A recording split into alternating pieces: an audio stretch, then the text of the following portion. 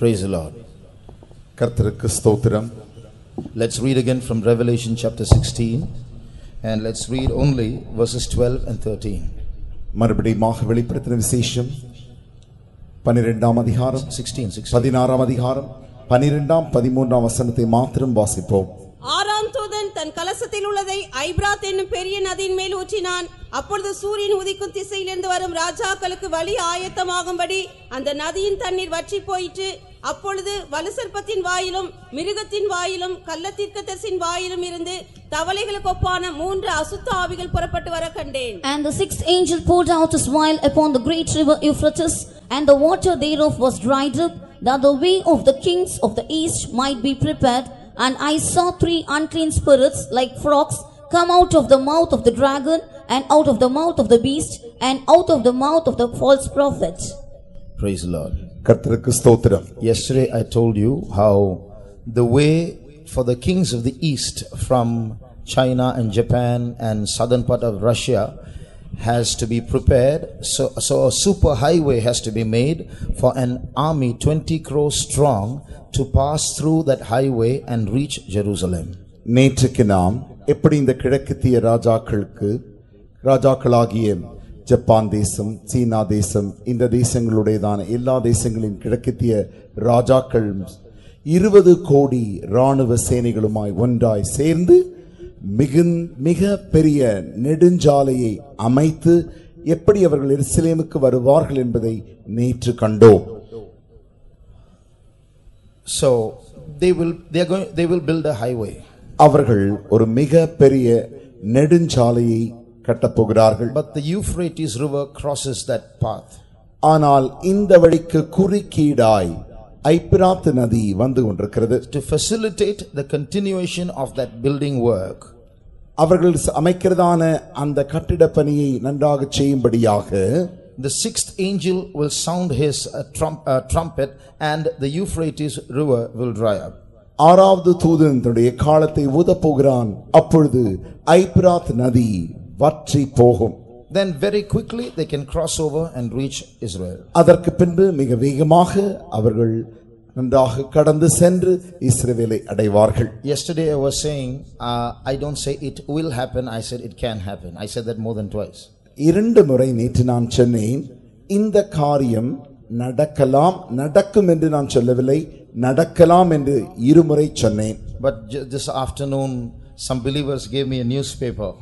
ஆனால் இன்றைக்கு விசுவாசிகள் சிலர் வந்து எனக்கு ஒரு செய்தித்தாளை தந்தார்கள். What date is it? Which paper is it? இது தினமலர் திருநெல்வேலி, சனிக்கிழமை 9ஆம் தேதி ஜூன் மாதம் 2012ஆம் தேதி உடையதான செய்தித்தாள். So this is last week's newspaper. இது கடந்த வார செய்தித்தாள்.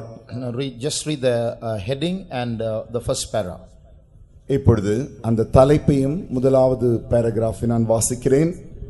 ஆப்கானிஸ்தானுக்கு மலையை குடைந்து சாலை அமைக்கும் சீனா அம்பலப்படுத்துகிறார் மாஜி ராணுவ தளபதி. இந்தியாவை சுற்றி ஒரு வலை பின்னும் முயற்சியில் சீனா இறங்கியுள்ளது. ஏற்கனவே இலங்கையில் அம்பன்டாட்டா துறைமுகத்தில் கால் பதித்துள்ள சீனா தற்போது ஆப்கானிஸ்தானுக்குள்ளும் நுழைகிறது. பாகிஸ்தான் ஆக்கிரமிப்பு காஷ்மீர் வழியாக ஆப்கானிஸ்தானுக்கு மலையை குடைந்து சாலை அமைக்கும் பணியை சீனா மேற்கொண்டுள்ளது. ஆப்கானிஸ்தானில் இந்தியாவுக்குள்ள செல்வாக்கையும் முக்கியத்துவத்தையும் உடைக்கும் வகையில் சீனா இதை செய்து வருகிறது என இந்திய ராணுவத்தின் ஓய்வு பெற்ற தளபதி VK சிங் அம்பலப்படுத்தியுள்ளார். பாகிஸ்தான் ஆதரவு. சீனாவின் இந்த சாலை அமைக்கும் திட்டத்திற்கு பாகிஸ்தான் முழு ஆதரவை வழங்கி வருகிறது. So you see, just as the Bible predicts the way for the kings of the east has to be prepared, they are making a road now. பாருங்கள், வேதம் எப்படி தெளிவாய் முன்பாய் அறிவிக்கிறதோ இந்த வழி ஆயத்தம் பண்ணப்பட வேண்டும் என்று அந்த வழி இப்பொழுது நடந்து வருகிறது. This is last week's newspaper. இது கடந்த வார செய்தித்தாள். Why didn't they make this road 200 years back? ஏன் இந்த சாலையை அவர்கள் 200 ஆண்டுகளுக்கு முன்பாகவே அமைத்திருக்க கூடாது? Why should they not have made this road maybe 100 years from now? அல்லது ஏன் 100 ஆண்டுகளுக்கு முன்பாகிலும் afterwards 100 years later they can make it? அவர்கள் 100 ஆண்டுகளுக்கு பிறகு இந்த சாலையை அமைக்க கூடாது? They can do it, isn't it? அவர்கள் செய்யலாம் அல்லவா? But they are not doing it right now. In these last days, when the scriptures are prophesying it, they are building it. இப்பொழுதுதான் இந்த வேதமானது தீர்க்கதரிசனமாய் உரைக்கிறது போல இந்நாட்களில் தானே அவர்கள் செய்கிறார்கள். So this Bible is not written by fishermen. ஆகினாலே இந்த வேதம் மீனவர்களால் எழுதப்பட்டது அல்ல. Well, if it's written by fishermen, it's written by fishermen with a prophetic eyesight. உண்மைதான், இது ஒரு மீனவர்களால் எழுதப்பட்டிருந்தாலும் அந்த மீனவர்களுக்கு தீர்க்கதரிசன கண்கள் உடையவர்களாய் இருந்தார்கள். So during the past 2 days, under the title The Battle of Armageddon, we have been listening to many things. கடந்த 3 நாட்களாக அர்மகதோன் யுத்தம் என்கிறதான தலைப்பின் கீழ் பல காரியங்களை நாம் கேள்விப்பட்டுக் கொண்டிருக்கிறோம். 2 armies are getting ready. 2 சேனைகள் ஆயத்தமாகிக் கொண்டிருக்கின்றன. You seated here, you are not just members of a church, you are soldiers in an army. இங்கே உட்கார்ந்திருக்கிற நீங்கள் ஏதோ சபையின் அங்கத்தினர் மாத்திரமல்ல, நீங்கள் தேவனுடைய சேனையின் போர் வீரர்களாய் இருக்கிறீர்கள். But your training is completely different from normal training. ஆனால் உங்களுடைய பயிற்சியானது ஒரு சாதாரண பயிற்சியை காட்டிலும் முற்றிலும் வித்தியாசமானது. There are some similarities between the training of a worldly soldier who protects a nation and a Christian soldier who protects the kingdom of God. தேசத்தை பாதுகாக்கிறதான போர் வீரர்களுக்கு தரும் பயிற்சியிலிருந்து தேவனுடைய சேனையில் சேரப்போகிறதான போர் வீரர்களுக்கு, தேவனுடைய ராஜ்யத்தை காக்கிறதான போர் வீரர்களுக்கு தருகிறதான பயிற்சி ஒத்ததா இருக்கிறது. There are some similarities. சில காரியங்கள் ஒத்து காணப்படுகிறது. But there are many differences. ஆனால் அநேக பல வித்தியாசங்கள் உண்டு. We will have no worldly weapons to hold. நமக்கு உலக பிரகாரமான எந்த ஆயுதங்களும் பிடித்துக் கொள்ள இல்லை. So it's not enough to know what is going to happen at the battle of Armageddon. We being members of that army, we should also know how to fight in God's way. ஆகையினாலே ஏதோ தேவனுடைய சேனையில் ஒரு அங்கத்தினராய் இருப்பது மாத்திரமல்ல, அந்த சேனையில் நாம் எப்படி போரிட வேண்டும் என்று, தேவனுடைய சேனையில் போரிட வேண்டும் என்று நாம் பயிற்சி எடுத்துக்கொள்ள வேண்டும். So today, as members of God's army, we should learn some things practically as to what we should do and what we should know. ஆகையினாலே நாம் இந்த சேனையில் என்ன செய்ய வேண்டும் என்றும் என்ன செய்யக்கூடாது என்பதையும் நாம் அனுபவமாக கற்றுக்கொள்ள வேண்டும். As the coming of Jesus gets closer and closer, கர்த்தராகிய இயேசு கிறிஸ்துவின் வருகை சமீபமாக you will see that atheism, the belief that there is no God, is decreasing. தேவன் இல்லை, கடவுள் இல்லை என்று நம்புகிறதான நாஸ்திகனுடைய அந்த தத்துவமானது பெருகிக் கொண்டு வருகிறது, decreasing, குறைந்து கொண்டு வருகிறது. That means belief in some supernatural power is increasing steadily. அதன் அர்த்தம் என்னவென்றால், ஏதோ இயற்கைக்கு மேற்பட்ட ஒரு சக்தி இருக்கிறது என்பதை நம்புகிறதான அந்த நம்புதல் பெருகிக் கொண்டு வருகிறது. So a new spirituality is emerging. ஆகையினாலே ஒரு நவீன புதுவிதமான ஒரு ஆவிக்குரிய தத்துவம் வளர்ந்து வருகிறது. I told you of that book that is being that was yesterday, that is being written, The Black Awakening. நேற்றைக்கு நான் சொன்னேன் அல்லவா, ஒரு புத்தகம் எழுதப்பட்டிருக்கிறது என்று, கருப்பு விழிப்புணர்வு. So that book describes on how there is a new kind of revival, a wrong kind of revival, tapping the wrong powers taking place. அந்த புத்தகத்தில் என்ன சொல்கிறார்கள் என்றால், ஒரு தவறான எழுப்புதலானது ஒரு தவறாக எழும்பிக் கொண்டிருக்கிறது. They are tapping the wrong kind of powers. தவறான வல்லமைகளை அவைகள் தட்டி எழுப்பிக் கொண்டிருக்கிறது. So 2 armies are being prepared, one possessed by the Spirit of God, the other possessed by demons. ஆகையினாலே 2 விதமான சேனைகள் ஆயத்தமாகிக் கொண்டிருக்கின்றன.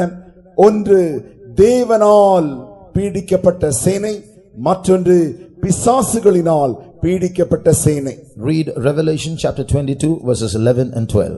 வெளிப்படுத்தின விசேஷம் 22ஆம் அதிகாரம் 11ஆம் 12ஆம் வசனம். அநியாயம் செய்கிறவன் இன்னும் அநியாயம் செய்யட்டும், அசுத்தமாயிருக்கிறவன் இன்னும் அசுத்தமாயிருக்கட்டும், நீதியுள்ளவன் இன்னும் நீதி செய்யட்டும், பரிசுத்தமுள்ளவன் இன்னும் பரிசுத்தமாகட்டும். இதோ சீக்கிரமாய் வருகிறேன், அவனவனுடைய கிரியைகளின்படி அவனவனுக்கு நான் அளிக்கும் பலன் என்னோடே கூட வருகிறது. He that is unjust, let him be unjust still, and he which is filthy, let him be filthy still, and he that is righteous, let him be righteous still, and he that is holy, let him be holy still. And behold, I come quickly. Enough. One group of people are going to progress in holiness, growing in righteousness, holiness, and in the character of God. ஒரு கூட்ட ஜனங்கள் பரிசுத்தத்திலும் நீதியிலும் தேவனுடைய சுபாவத்திலும் வளர்ந்து கொண்டே இருக்கிறார்கள். And another group of people are going to slip into more and more filthiness and unrighteousness. அடுத்த கூட்டமான ஜனமோ அழுக்கிலும் அநீதியிலும் அப்படியே விழுந்து வழுகி போய் கொண்டிருக்கிறார்கள். And then the next verse says, behold, I come quickly. அடுத்த வசனம் சொல்லுகிறது, அதற்கு பின்பாக இதோ சீக்கிரமாய் வருகிறேன். That means this rift, like the dividing of the Red Sea, one group going towards holiness, the other group going towards filthiness, is going to become more apparent, more visible in the last days. அதனுடைய அர்த்தம் என்னவென்றால், எப்படி செங்கடல் இரண்டாய் அப்படி பிளந்ததோ அதே வண்ணமாக அசுத்தமானதும் பரிசுத்தமானதுக்கும் இருக்கிற அந்த பிளவு நன்றாக தெரியும் வரை கடைசி நாட்களில் தெரிய போகிறது. So one group of people are going to get closer to the true God, another group of people are going to get closer to wrong kinds of powers. அதே அர்த்தம் என்னவென்றால், ஒரு கூட்டமான ஜனம் உண்மையுள்ள தேவனிடத்தில் அதிகமாய் கிட்டி நெருங்கி சேரும், மறு கூட்டமாகிய ஜனமோ தவறான சக்திகளிடத்திலே போய் அவர்களும் கூடி சேருவார்கள். But the Bible also says that though these two armies grow in the last days, there's going to be an exchange taking place. வேதம் சொல்லுகிறது, இந்த இரு ராணுவங்களும் கடைசி நாட்களில் சில காரியங்களை பகிர்ந்து கொள்வார்கள். Not sharing, that's some people are going to be exchanged. சில ஜனங்களை பகிர்ந்து கொள்வார்கள், மாற்றிக்கொள்வார்கள். So that means the Bible says there's going to be a falling away taking place. That means from Christ's army, people who have been called to be Christ's army will slip away and fall into the Antichrist army. அதனுடைய அர்த்தம் என்னவென்றால், சில விழுகைகள் சம்பவிக்கும். தேவனுடைய அந்த கிறிஸ்துவின் சேனையில் இருக்கிறவர்கள் தவறி விழுந்து இப்பொழுது பிசாசின் சேனையில் சேருவார்கள். At the same time, multitudes who belong to the Antichrist army will be saved by the blood of Jesus and brought to Christ's army. அதே நேரத்தில் சாத்தானின் சேனையில் கூடியதான கோடிக்கணக்கான ஜனங்கள் இயேசு கிறிஸ்துவின் இரத்தத்தினாலே கழுவப்பட்டு அவர்கள் யாவரும் தேவனுடைய சேனையில் சேருவார்கள். So at this time, in these last days, as we are that army of Christ, to prevent ourselves from slipping onto the wrong side and to keep ourselves in the army of Christ, there are things that we must know and do.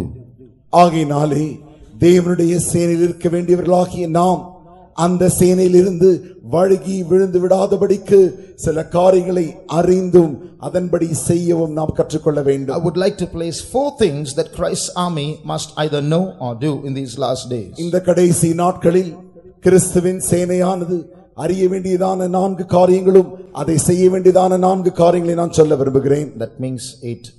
I said 4, know or do. நாம் அறிய வேண்டும் அல்லது செய்ய வேண்டும் அந்த 4 காரியங்களை. The first thing, முதலாவது காரியம், when we read in the key verse, நாம் வாசித்ததான அந்த மூல வசனத்தில் we read about 3 frogs. அங்கே நாம் 3 தவளைகளை குறித்து வாசிக்கிறோம். They are frog spirits. அவைகள் தவளைகளின் ஆவிகள். These frog spirits come out of the mouths of the unholy trinity. இந்த தவளைகளின் ஆவி அது பரிசுத்தமில்லாத அந்த திருத்துவத்திலிருந்து வருகிறது.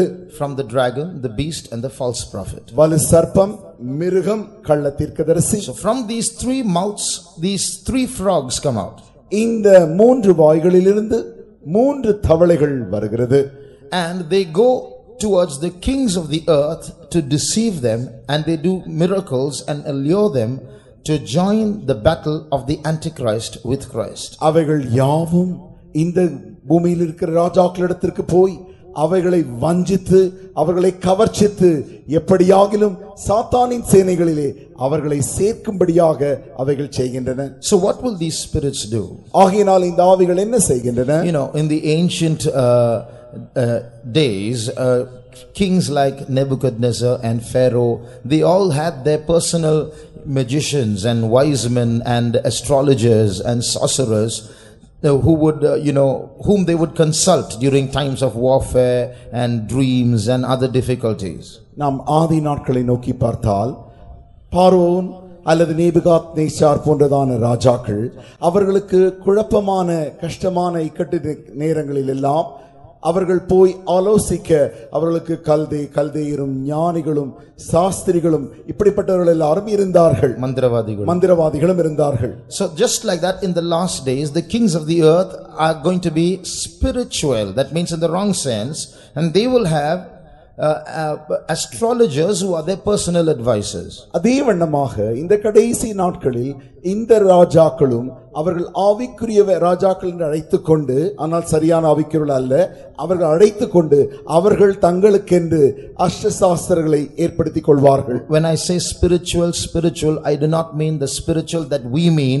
I mean sometimes the wrong spirituality, a demonic spirituality. நான் இந்த ஆவிக்குரிய என்று சொன்னேனே, அது நாம் தொடர்ந்து பழகி கொண்டிருக்கிறதான இந்த ஆவிக்குரிய நிலவரங்கள் அல்ல, அது ஒரு தவறான அந்த ஆவிக்குரிய நிலவரம், பேய்த்தனமான ஒரு நிலவரம். So they will have personal magicians to advise them on things. அவர்களுக்கு தனிப்பட்ட விதத்தில் ஆலோசனை சொல்லும்படியாக தனிப்பட்ட ஆலோசகர்கள் உண்டாயிருப்பார்கள். So what these frog spirits will do, ஆகையால் இப்பொழுது இந்த தவளைகளுக்கு ஒப்பான இந்த ஆவிகள் என்ன செய்யும்? They will jump from the mouths of the unholy trinity into the mouths of these magicians and jump from magician to magician and give the same message at the same time to the different kings of the earth. இந்த ஆவிகள் பரிசுத்தம் இல்லாத இந்த திருத்துவத்தின் வாயிலிருந்து வெளியே வந்து இவைகள் யாவும் இப்பொழுது மந்திரவாதிகளுடைய வாய்களுக்குள் போய் அந்த ஒரு மந்திரவாதியிலிருந்து மற்றொரு மந்திரவாதிக்கு அப்படி பரவி தாவிக்கொண்டே இருக்கும். Now when we say, and they will give the same message to everybody, எல்லாருக்கும் ஒரே செய்தியும் அவைகள் கொடுத்து கொண்டிருக்கும். Now when we say spirits coming out of the mouth, இந்த ஆவிகள் வாயிலிருந்து வருகின்றன என்று சொல்லும் பொழுது one aspect, one meaning of that is the words that will proceed out of their mouths. அதன் பல கருத்துகளில் ஒரு கருத்து என்னவென்றால் அவைகள் வாயிலிருந்து வருகிறதான வார்த்தைகள், deceptive words, வஞ்சிக்கிற வார்த்தைகள். So these frog like spirits will enter into the magician's mouth and make them utter some words, then jump to another magician's mouth and make them utter the same words. இந்த தவளைகளுக்கு ஒப்பான ஆவிகள் சில மந்திரவாதிகளுடைய வாய்களுக்குள் போய் அங்கிருந்து சில வார்த்தைகளை சொல்ல வைக்கும், பின்பு வேறு மந்திரவாதிகளுக்குள் போய் அவர்களையும் சில வார்த்தைகளை சொல்ல வைக்கும், the same words, அதே வார்த்தைகளை.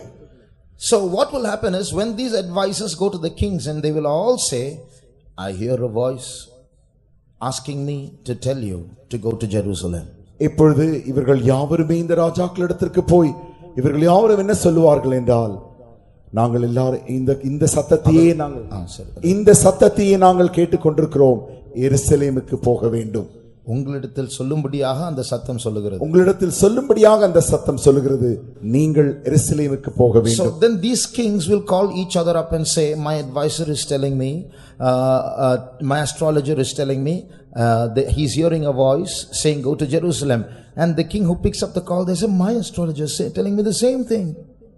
இந்த ராஜாக்கள் மற்ற ராஜாக்களிடத்திற்கு தொலைபேசி மூலமாக சொல்லுவார்கள், என்னுடைய மந்திரவாதிகள் வந்து ஒரு சத்தம் சொல்லுகிறதாம், எருசலேமுக்கு போ என்று சொல்லுகிறதான் ஒரு சத்தத்தை சொல்லுகிறதாக சொல்லுகிறார்கள் என்று என்னிடத்தில் போகும்படி சொல்லுகிறார்கள் என்று சொன்ன மாத்திரத்தில் அந்த ராஜாக்களும் சொல்வார்கள், ஆமாம் என்னுடைய மந்திரவாதிகளும் இப்படித்தான் சொல்லுகிறார்கள், நீ எருசலேமுக்கு போகும்படியாக. Then they will realize this is a miracle. அப்பொழுதுதானே இது அற்புதம் என்று எல்லாரும் உணர்ந்து கொள்வார்கள். All the advisors have got the same message. எல்லா ஆலோசகர்களுக்கும் ஒரே செய்தி. They will be convinced. இப்பொழுது அவர்கள் அந்த அந்த செய்தியை கண்டு நிச்சயிக்கப்படுவார்கள். This is a divine message.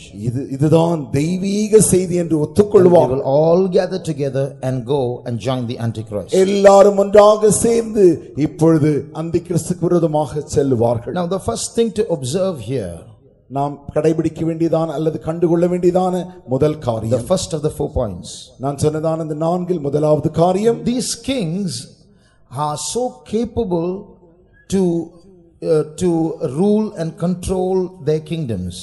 இந்த ராஜாக்கள் தங்களுடைய ராஜ்யங்களை நடத்தும்படிக்கு அவர்கள் மிக திறமை வாய்ந்தவர்கள். But they are so easily deceived by these spirits. ஆனால் இந்த ஆவிகளாலே அவர்கள் மிக சுலபமாக வஞ்சிக்கப்படுகிறார்கள். They have a lot of worldly wisdom but no spiritual wisdom at all. அவர்களுக்கு ஏராளமான உலக ஞானம் உண்டு, ஆனால் ஆவிக்குரிய ஞானம் இல்லவே இல்லை. So it has become very easy to deceive the people of this world. ஆகையினாலே இந்த உலகத்தினுடைய ஜனங்களை ஏமாற்றுவது என்பது மிக மிக சுலபமான காரியமாயிருக்கிறது. That's why it's very easy. You see in the picture in Revelation chapter 12, நாம் கண்டதான வெளிப்படுத்தின விசேஷம் 12ஆம் அதிகாரத்தின் அந்த படத்தை நோக்கி பார்த்தால், and you read verse 9, 9ஆம் வசனத்தை வாசித்தால், we read about the devil which deceiveth the whole world. உலகம் முழுவதையும் வஞ்சிக்கிறதான அந்த பிசாசை அங்கே காண்கிறோம். Read that verse please. உலகம் அனைத்தையும் மோசம் போக்குகிற பிசாசு என்றும் Enough. And the great dragon, the old serpent called the devil, and Satan which deceiveth the whole world. Which deceiveth the whole world. உலகம் அனைத்தையும் மோசம் போக்கும். But if you see that picture, the scene there in Revelation chapter 12, the dragon is not in the world. He is in the heavenlies. His attention is focused on the woman in the skies. அந்த வசனத்தில் வாசித்தால் தானே இந்த உலகம் அனைத்தையும் நாசம் போக்கும் இந்த பிசாசு வலு சர்ப்பமாக பூமியில் அல்ல, அவன் வானமண்டலங்களில் இருக்கிறான். His focus is on the woman in the skies. அவனுடைய முழு நோக்கமும் பார்வையும் கவனமும் அந்த வானத்தில் உள்ள அந்த ஸ்திரீயின் மேலே இருக்கிறது. But still he is deceiving the world. என்றாலும் அவன் உலகத்தை மோசம் போக்குகிறான். He doesn't have to pay attention to the world. He doesn't have to look at the world. He doesn't have to be there. He is concentrating on the woman to try to deceive her, but he can keep the earth maintained in deception. It's so easy. ஏனென்றால் அந்த இடத்தில் பார்த்தால் அவன் இந்த பூமியின் மேலே கவனம் வைக்கவும் இல்லை, பூமியை நோக்கி அவனுடைய முழு நோக்கத்தையும் திருப்பவும் இல்லை. அவனுடைய நோக்கம் திட்டமெல்லாம் அந்த வானமண்டலங்களில் இருக்கிற அந்த ஸ்திரீயின் மேல் தான் இருக்கிறது. ஏனென்றால் பூமியை மோசம் போக்குவது என்பது அவனுக்கு மிக மிக சுலபமான காரியமாயிருக்கிறது. He doesn't even have to look in that direction. அந்த வழியிலே அந்த பார்வையை அவன் செலுத்த வேண்டிய அவசியமும் இல்லை. So today he is able to convince people of higher powers that exist in the atmosphere, and people are doing all kinds of spiritual exercises to tap into those powers without finding out what those powers actually are. இன்றைக்கு ஜனங்கள் வானமண்டலங்களில் இருக்கிற அந்த சக்திகளோடு கூட தொடர்பு கொள்ளும்படிக்கு அந்த சக்திகள் என்னவென்று அறியாமலே அதோடு கூட தொடர்பு கொள்ள முயற்சிக்கிறார்கள். So through channeling, that is they have certain methods and processes by which they can contact what they call spirit guides, or which can lead them in their material life. அவர்கள் அந்த என்ன செய்கிறார்கள் என்றால், இந்த எழுத்துக்குரிய இந்த உலகத்தில் எப்படி நடக்க வேண்டும் என்று வழி நடத்தும்படியாக அவர்கள் பல வழிகளை முயற்சித்து பல வழிகளில் அந்த வானமண்டலங்களில் இருக்கிற சக்திகளோடு கூட தொடர்பு கொள்ள முயற்சிக்கிறார்கள். அதுதான் ஆவிக்குரிய வழிகாட்டிகள் என்றும் அழைக்கிறார்கள். Those spirit guides will give them counsel on what to do on every stage of their life. அந்த பேய்த்தனமான வழிகாட்டிகள் இவர்கள் என்ன செய்ய வேண்டும் என்று அவர்களுக்கு சொல்லித் தரும். And in this process, இந்த செயல்பாட்டிலே occultism and Satanism is also increasing rapidly in the world. மந்திரவாதிகளின் அந்த காரியமும் சாத்தான் சபையும் இப்பொழுது பெருகிக் கொண்டிருக்கிறது. So people are getting into all kinds of things that have many secrets and mysteries behind it.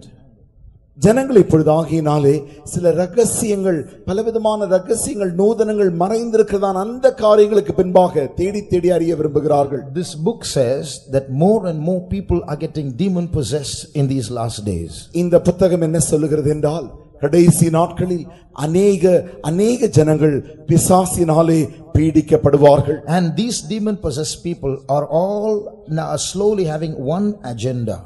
இந்த பிசாசின் பிடிக்கப்பட்டதான எல்லாருக்கும் ஒரே ஒரு கோட்பாடு மாத்திரம் உண்டு. They are waiting for a signal from their master.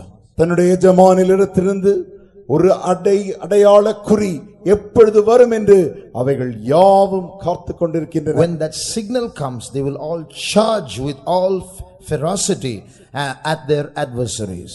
அவர்களுக்கு அந்த அடையாளம் கிடைத்த மாத்திரத்தில் இவைகள் யாவும் தங்களுடைய சத்துருக்களின் மேலே மூர்க்கம் கொண்டு செல்வார்கள். How many people are there in this world in that state today? இன்றைக்கு இந்த உலகத்தில் எத்தனை பேர் அப்படிப்பட்ட நிலவரத்தில் இருக்கிறார்கள்? This book says about 40 lakhs of people are there. இந்த புத்தகம் என்ன சொல்லுகிறது என்றால் ஏறக்குறைய 40 லட்சம் பேர் அப்படி இருக்கிறார்களாம். So the devil, Satan, is preparing his army on one side. ஆகையினாலே பிசாசாகிய சாத்தான் தன்னுடைய சேனையை ஒரு பக்கத்தில் அவன் ஆயத்தம் செய்து கொண்டிருக்கிறான். Now why is it so easy to deceive human beings?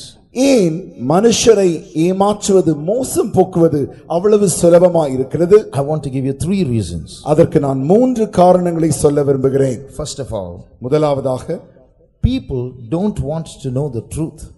ஜனங்கள் சத்தியத்தை அறிய விரும்பவில்லை. They don't want a God who has laws to dictate. They want a lawless God who lets them do what they like. அவர்களுக்கு சட்டங்களை கொடுத்து சட்டங்களை செய்யும்படிக்கு அப்படிப்பட்டதான தேவன் அவர்களுக்கு தேவையில்லை. சட்டமில்லாத அவர்கள் இஷ்டம் போல் செய்யக்கூடிய ஒரு தேவன் அவர்களுக்கு வேண்டும். Read 2 Thessalonians chapter 2 and verses 10 and 11. 2 தெசலோனிக்கேயர் 2ஆம் அதிகாரம் 10ஆம் 11ஆம் வசனங்களை வாசியுங்கள். கெட்டு போகிறவர்களுக்குள்ளே அநீதியினால் உண்டாகும் சகலவித வஞ்சகத்தோடும் இருக்கும் ரட்சிக்கப்படத்தக்கதாய் சத்தியத்தின் மேலுள்ள அன்பை அவர்கள் அங்கீகரியாமல் போனபடியால் அப்படி நடக்கும். ஆகையால் சத்தியத்தை விசுவாசியாமல் அநீதியில் பிரியப்படுகிற யாவரும் ஆக்கினைக்குள்ளாகப்படும்படிக்கு அவர்கள் பொய்யை விசுவாசிக்கத்தக்கதாக கொடிய வஞ்சகத்தை தேவன் அவர்களுக்கு அனுப்புவார். And with all deceivableness of unrighteousness in them that perish, because they received not the love of the truth, that they might be saved. And for this cause God shall send them strong delusion, that they should believe a lie. So here we see they love not the truth. அவர்கள் சத்தியத்தை நேசிக்காமல், they don't want to know what is true. சத்தியம் உண்மை என்பதை என்ன என்று அவர்களுக்கு அறிய விரும்பவில்லை. Today philosophies are saying there is nothing called absolute truth. That means which is truth for everyone. If you feel something is true, you stick to that. If someone else feels something is true, let them stick to that. Don't start imposing your truth on other people. இன்றைக்கு உலக தத்துவ ஞானிகள் என்ன சொல்லுகிறார்கள் என்றால், உண்மை என்று எல்லாருக்கும் பொதுவாக ஒன்று அப்படி இல்லை. உனக்கு உண்மையாய் தோன்றுகிறதை நீ பின்பற்றிக்கொள், அவருக்கு மற்றவருக்கு உண்மையாய் தோன்றுகிறதை அவர் பின்பற்றிக் கொள்ளட்டும், நீ உன்னுடைய உண்மையை எடுத்து கொண்டு போய் மற்றவர்களிடத்திலே திணிக்காதே.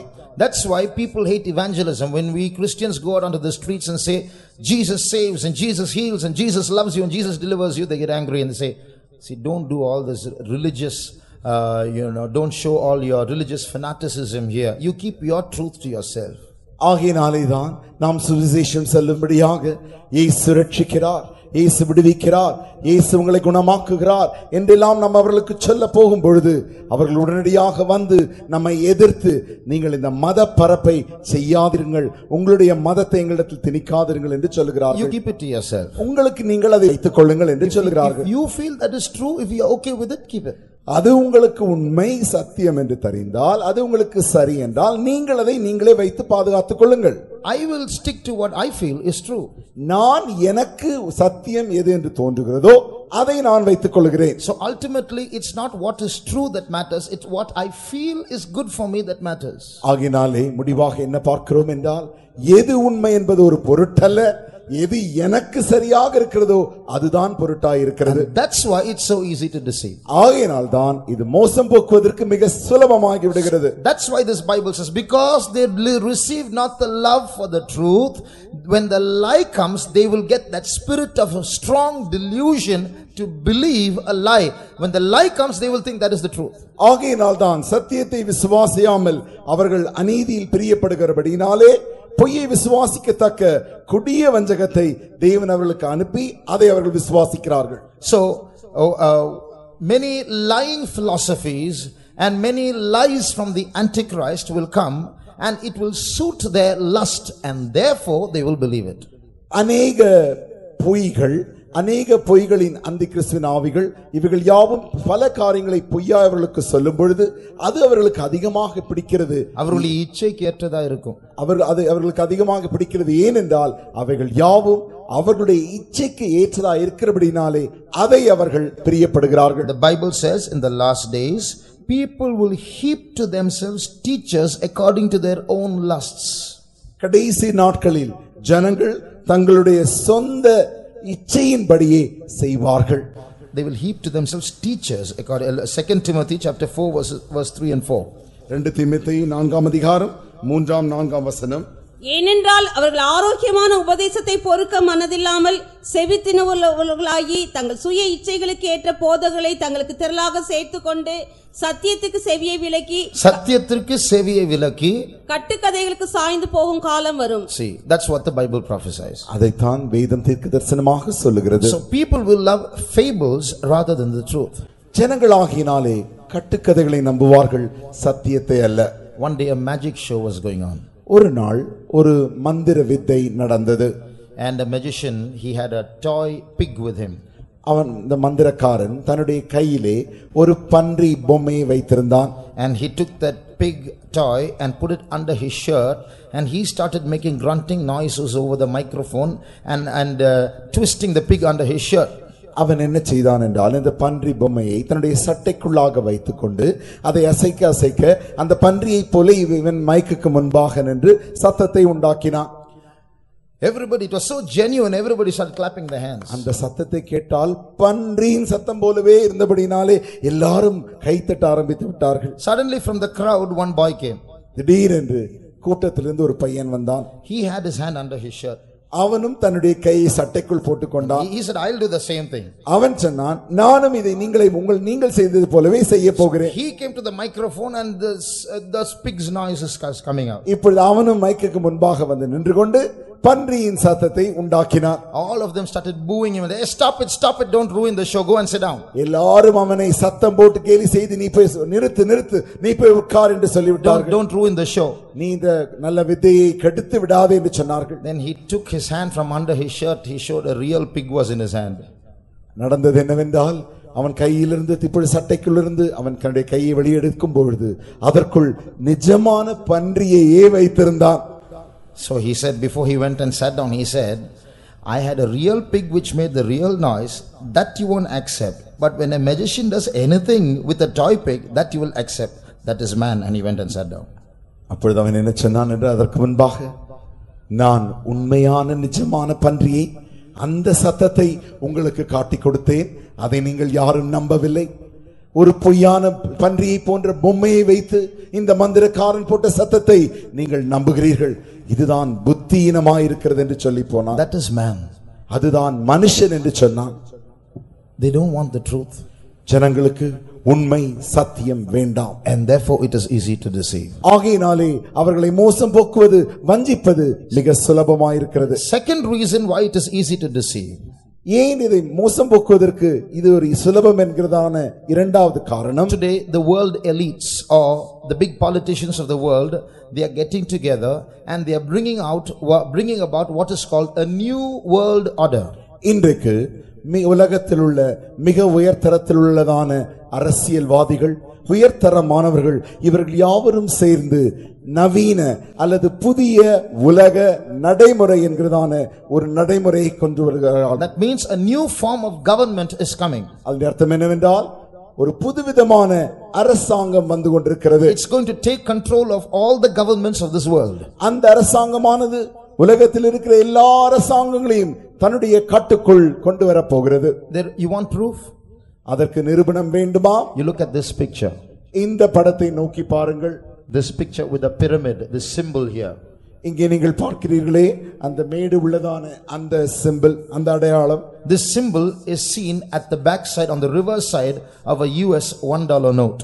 நீங்கள் இதே அடையாளத்தை அமெரிக்க ரூபாயான அந்த டாலர் நோட்டை எடுத்து பார்த்தால் $1 அந்த நோட்டை எடுத்து பார்த்தால் அதற்கு பின்பாக இதே அடையாளத்தை நீங்கள் அங்கே பார்க்கலாம். And in Latin at the bottom are these three words, Novus Ordo Seclorum, that is New World Order. அந்த நோட்டில் நீங்கள் அடையாளத்தில் பார்க்கும் பொழுது கீழே லத்தீன் மொழியிலே எழுதப்பட்டிருக்கிறது நவீன உலக நடைமுறை. Now that word seclorum means, it's from this word that the word secular in English comes. இந்த seclorum, இந்த செக்குலரம் என்கிறதான வார்த்தைக்கு அர்த்தம் என்னவென்று நீங்கள் பார்த்தால் இது எல்லாருக்கும் சமமாய் இருக்கிறதான ஒரு காரியம். The word English word secular comes from this word. It means this worldly or belonging to this world.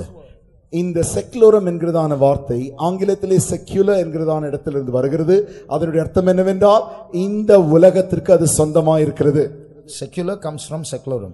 Secular என்கிறதான வார்த்தை செக்குலரம் என்கிறதான வார்த்தையிலிருந்து வருகிறது. It means belonging to this world, this worldly. அதனுடைய அர்த்தம் என்னவென்றால் இந்த உலகத்திற்கு அது சொந்தமாய் இருக்கிறது, இந்த உலகத்தை சேர்ந்தது, இந்த உலகத்தை சேர்ந்தது. The meaning of that word is there is no other world, everything is in this world. அதனுடைய அர்த்தம் என்னவென்றால் வேறு ஒரு உலகம் என்று ஒரு உலகம் இல்லை, எல்லாமே இந்த உலகத்தை சேர்ந்தது. So this Novus Ordo Seclorum denies the existence of heaven, of eternity. ஆகினாலே இந்த நவீன உலக நடைமுறை என்கிறதான இந்த வார்த்தையானது நித்தியம் என்கிறதான அந்த உலகத்தை அது மறுதலிக்கிறது. Therefore the needs of this world, materialism, takes prime importance. ஆகினாலே இந்த உலகத்தின் தேவைகள், எழுத்துக்குறி இந்த தேவைகள் மிக முக்கியமானதாய் பெறுகிறது. And it's very easy for wrong spirits to supply the needs of this world, and therefore by supplying the needs of this world it's very easy to deceive. ஆகையினாலே இந்த ஆவிகள், தவறான அந்த ஆவிகள் ஜனங்களுடைய தேவைகளை தருவதற்கு அது மிக சுலபமாய் தந்து விடுகிறது. ஆகையினாலே ஜனங்கள் இந்த தவறான ஆவிகளை சுலபமாகவே நம்பி விடுகிறார்கள். ஆகையினால் இந்த ஆவிகள் இந்த உலகத்தை சுலபமாய் மோசம் போக்குகிறது. You know what's unique about your God and my God? உன்னுடைய தேவனையும் என்னுடைய தேவனும் கண்டதான விசேஷித்த காரியம் என்னவென்று தெரியுமா? Christian brother, sister, if you want only material needs, food, job, money, marriage, children, land, property, promotion, if this is all that we have come for, there are better places to go to. You'll get it faster. கிறிஸ்தவ சகோதரனே சகோதரியே, எழுத்துக்குறி தேவையாகிய சாப்பாடு, இடம், நல்ல வீடு, நிலம், வேலை, உயர்வு, பணம், கல்யாணம், குழந்தைகள், இவைகள் யாவும் உனக்கு வேண்டும் என்றால், இது மாத்திரம் வேண்டும் இது மாத்திரம் உனக்கு வேண்டும் என்றால் நீ செல்ல வேண்டிய இடம் வேறு இடமாக இருக்கிறது. You will get it faster in those places. அந்த இடங்களில் நீ போனால் அதிவேகத்தில் நீ பெற்றுக்கொள்ளலாம். Our God will supply these needs, but he gives priority to heavenly things. ஆனால் நம்முடைய தேவனோ இந்த தேவைகளை கண்டிப்பாக நமக்கு பூர்த்தி செய்வார். ஆனால் அவர் கொடுக்கிறதான முதல் கண்ணோட்டம் ஆவிக்குரிய காரியங்களுக்கே. Now if it's time for lunch for your small child to have his lunch, இப்பொழுது உன்னுடைய சிறிய பிள்ளைக்கு மதிய உணவு சாப்பிட வேண்டிய நேரம் வந்துவிட்டது என்றால், and you call him for lunch and he doesn't come, அவனை நீங்கள் சாப்பாட்டிற்கு வா என்று சொல்லுகிறீர்கள், அவன் வரமாட்டேன் என்று சொல்லுகிறான். He has a small toy car in his hand and he is pushing that. அவனுடைய கையிலே ஒரு சொப்பு காரை வைத்துக்கொண்டு அதிலே விளையாடிக் கொண்டிருக்கிறான். You call him once, he doesn't come. ஒரு முறை நீ கூப்பிட்டாய், வரவில்லை. He pushes the car and watches it go. அவன் அதை நன்றாக தள்ளியது எப்படி ஓடுகிறது என்று பார்த்து கொண்டே இருக்கிறான். 5 minutes you call him again, he doesn't come. 5 நிமிடம் கழித்து நீ திரும்பமாக கூப்பிடுகிறாய், அவன் வரவில்லை. Still playing with that car. இன்னும் அவன் அந்த காரிலே விளையாடிக் கொண்டிருக்கிறான். Third time you call him, he doesn't come. மூன்றாவது முறை கூப்பிட்டும் அவன் வரவில்லை. Still playing with the car. இப்பொழுதும் அந்த காரிலே விளையாடிக் கொண்டிருக்கிறான். What will you do? இப்பொழுது என்ன செய்ய போகிறீர்கள்? To make him have his lunch, what will you do? அவனை இப்பொழுது சாப்பிட வைக்க வேண்டும், என்ன செய்வீர்கள்? Go and grab the car first. முதலாவது நேரா போய் அவன்கிட்ட விளையாடிட்டு இருக்க அந்த காரை பிடிங்கிடுவோம். Go have your lunch first. முதல்ல போய் சாப்பிடு. Your God and my God does that. உன்னுடைய தேவனும் என்னுடைய தேவனும் அதைத்தான் செய்கிறார். But not all gods do that. எல்லா தேவர்களும் அப்படி செய்வதில்லை. They are allowing the mankind to play with cars and not do what is more important. அவர்கள் தங்களுடைய மனுகுலத்தை கார்களோடு கூட என்ன வேண்டுமானால் விளையாடிக் கொள்ளுங்கள், முக்கியம் எதுவோ அதை செய்ய அவர்களும் விடுகிறதில்லை. Man, you have an endless life after you die. மனிதனே, நீ மரித்த பின்பு முடிவில்லாத ஒரு வாழ்க்கை ஒன்று உண்டு. And what you do here And where you go after you die depends on how you live here. நீ உன்னுடைய மரித்த பின்பு நீ எங்கே செல்வாய் என்பது நீ எப்படி இங்கே ஜீவிக்கிறாயோ அதை பொறுத்தே அது இருக்கிறது. God does not want you to fall into the wrong hands when you die, and that's why he wants to teach you the right things while you're here. ஆகையால் தேவன் உன்னை ஒரு தவறான கரங்களில் நீ போய் செத்துவிட வேண்டும் என்று அவர் விரும்பவில்லை. ஆகையினால் தான் உன்னை சரியான இடத்திற்கு இங்கே கொண்டு வந்திருக்கிறார். When you close your eyes in this world, he wants to receive you. நீ உன்னுடைய கடைசி மூச்சை விட்டு கண்களை மூடும் பொழுது அவரே வந்து உன்னை ஏற்றுக்கொள்ளும்படி விரும்புகிறார். But for that to happen, you have to give priority to heavenly things while you live in this world. அப்படி நடக்க வேண்டுமே ஆகில் இந்த உலகத்தில் நீ ஜீவிக்கும் பொழுதுதானே பரலோக காரியங்களுக்கு நீ முக்கியத்துவம் கொடுக்க வேண்டும். You may be a Christian, but you may be a this worldly person. நீ ஒருவேளை கிறிஸ்தவனாக இருக்கலாம், ஆனால் இந்த உலகத்தை சேர்ந்தவனாக நீ இருக்கலாம். Your concerns, your ambitions, your desires, your discussions, your prayers, your tears may be all only about this life. உன்னுடைய நோக்கம், உன்னுடைய எண்ணங்கள், உன்னுடைய சம்பாஷணைகள், உன்னுடைய ஆசைகள், வாஞ்சைகள் யாவுமே இந்த உலகத்தை சேர்ந்ததாகவே இருக்கிறது. How long is it since you prayed for holiness? நீ பரிசுத்தத்திற்காய் ஜெபித்து எவ்வளவு காலமாகிவிட்டது? How long is it since you have been burdened about your spiritual status? உன்னுடைய ஆவிக்குரிய நிலவரத்திற்காக நீ பாரப்பட்டாயே, அது எந்த காலத்திற்கு முன்பு? When is the last time that you had a spiritual burden in your life? உன்னுடைய வாழ்க்கையிலே எப்பொழுது கடைசி முறை உனக்குடைய வாழ்க்கை குறித்ததான ஆவிக்குரிய பாரம் உனக்கு இருந்தது? If you are a this worldly Christian, it's very easy for Satan to deceive you. நீ இந்த உலக கிறிஸ்தவனாக இருந்தால் உன்னை வஞ்சிப்பதற்கு, மோசம் போக்குவதற்கு பிசாசுக்கு அது சுலபமாக இருக்கிறது. So if your desires and your ambitions and your dreams and your discussions and your happiness is all based on your success in this world, you'll get very soon, very easily deceived by the Antichrist. ஆகினாலே உன்னுடைய ஆசைகள், உன் எண்ணங்கள், உன் வாஞ்சைகள், உன்னுடைய விருப்பமான உன் விருப்பங்கள் எல்லாமே இந்த உலகத்தை குறித்ததாகவே இருந்து கொண்டிருக்குமே ஆகில் அதை நீ அதிசீக்கிரத்தில் வஞ்சகமாய் நீ பெற்றுக்கொள்வாய். Because here you will find a God who grabs your toys to make you do more things important. ஏனென்றால் இங்கே உன்னுடைய விளையாடி கொண்டிருக்கிறாயே அந்த காரை பிடுங்கி முக்கியமான காரியத்துக்கு உன்னை திருப்புகிற அந்த தேவன் முக்கியமாயிருக்கிறார். If you only want the toys and not the important things, then the devil will provide it for you very easily. He has plenty of other sources. உனக்கு விளையாட்டு பொருட்கள் தான் வேண்டும், அந்த முக்கியமான காரியங்கள் வேண்டாம் என்று சொன்னால் பிசாசுகள் இவைகள் யாவும் உனக்கு தந்துவிடும். He has plenty of other sources, other means by which he can provide those needs. அந்த தேவைகளை சந்திக்கும்படியாக அவனுக்கு பலவிதமான வழிமுறைகள் உண்டு. So don't be a this worldly Christian, seek those things which are above. ஆகையினாலே இந்த உலகத்துக்கு சேர்ந்ததான கிறிஸ்தவனாய் இருக்க வேண்டாம், மேலானவைகளையே நாடுங்கள். Be a spiritually minded Christian. ஆவிக்குரிய மனதுள்ள கிறிஸ்தவர்களாக இருப்பீர்களாக. Remember that your life is going to end very quickly in this world. ஞாபகத்தில் வைத்துக் கொள்ளுங்கள், உன்னுடைய வாழ்க்கையானது இந்த உலகத்தில் அதிசீக்கிரத்தில் முடிய போகிறது. Everything pertaining to this world, including your house and your money and your property and your family, it's all temporary. இந்த உலகத்தில் உனக்கு கொடுக்கப்பட்டதான எல்லா காரியமும், உன் பணம், உன் சொத்து, உன் வீடு, உன்னுடைய குடும்பம் யாவுமே தற்காலிகமானது.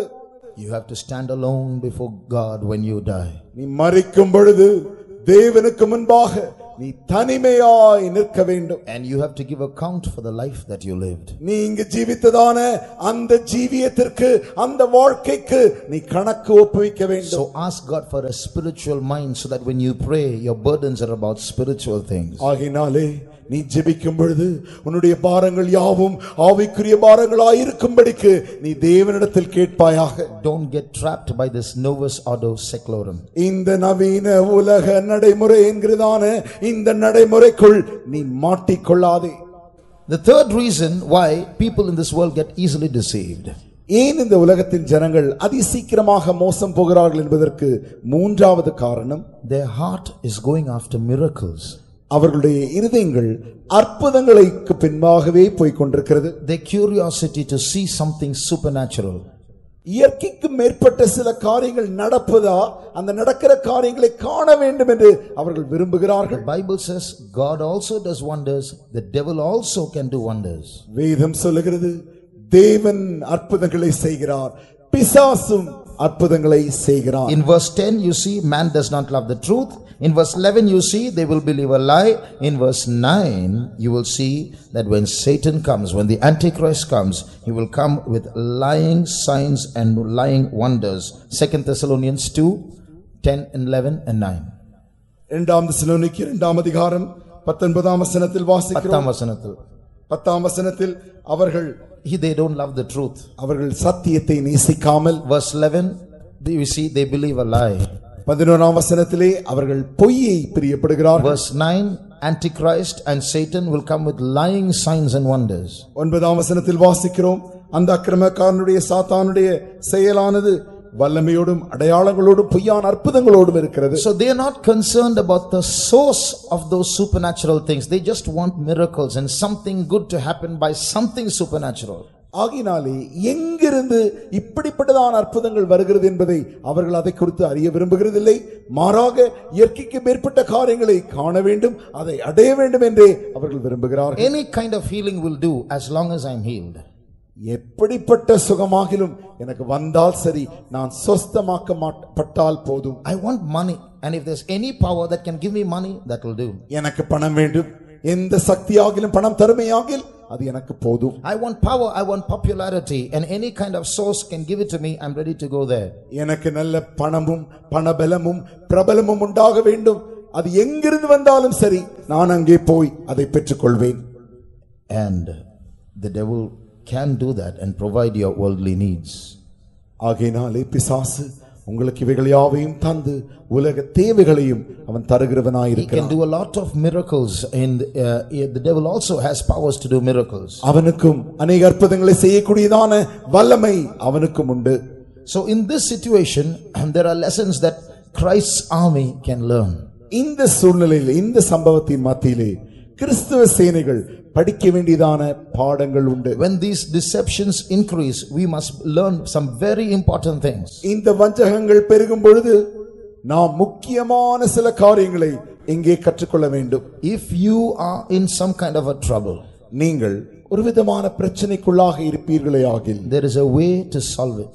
அதை தீர்க்கும்படிக்கு ஒரு வழி உண்டு. And you must ask God and seek God and get that solution from God. நீங்கள் தேவனிடத்திலே தேடி தேவனிடத்தில் கேட்டு அவருடைய அந்த வழியை நீங்கள் பெற்றுக்கொள்ள வேண்டும். There are many shortcut methods. குறுக்கு வழிகள் அநேகம் உண்டு. Don't go after those things. அதற்கு பின்பாக நீங்கள் செல்ல வேண்டாம். For example, உதாரணமாக, if you are sick, நீங்கள் வியாதிப்பட்டிருந்தால் your body will want to get healed. உன்னுடைய சரீரம் எப்படியாகிலும் சுகமாக வேண்டும் என்று விரும்பும். There was a king in the Bible, his name was Asa. நாம் இங்கே வேதத்திலே வாசிக்கிறோம், ஆசா ராஜா. He fell sick because he was judged by God for going astray. அவன் தேவனை விட்டு வழி விலகி போனபடியினாலே தேவனால் அவன் அங்கே நியாயம் தீர்க்கப்படுகிறான். So his sickness came as a chastisement. அவனுடைய இப்பொழுது வியாதியானது அவனுக்கு ஒரு தண்டனையாக வருகிறது. But instead of turning to God and humbling himself, he goes to physicians for healing, the Bible says. வேதம் சொல்லுகிறது, அவன் தன்னை திருப்பி தாழ்த்தி தேவனிடத்திற்கு திரும்பாதபடிக்கு அவன் இப்பொழுது வைத்தியர்களை நோக்கி சென்று கொண்டிருக்கிறான். If he had humbled himself and confessed his faults to God, he would have been healed. அவன் தன்னை தாழ்த்தி தேவனிடத்தில் அறிக்கை செய்திருப்பானேயாகில் கண்டிப்பாக சுகம் பெற்றிருப்பான். But he continued to rebel against God. His pride wouldn't let go, and therefore he went to doctors and he died sick. அவன் தொடர்ச்சியாக எதிர்க்கிறவனாகவே இருந்தான். அவனுடைய பெருமை அவனை விடவே இல்லை. தொடர்ச்சியாக வைத்தியர்களுக்கு பின்பாகவே போய் அவன் செத்து போனான்.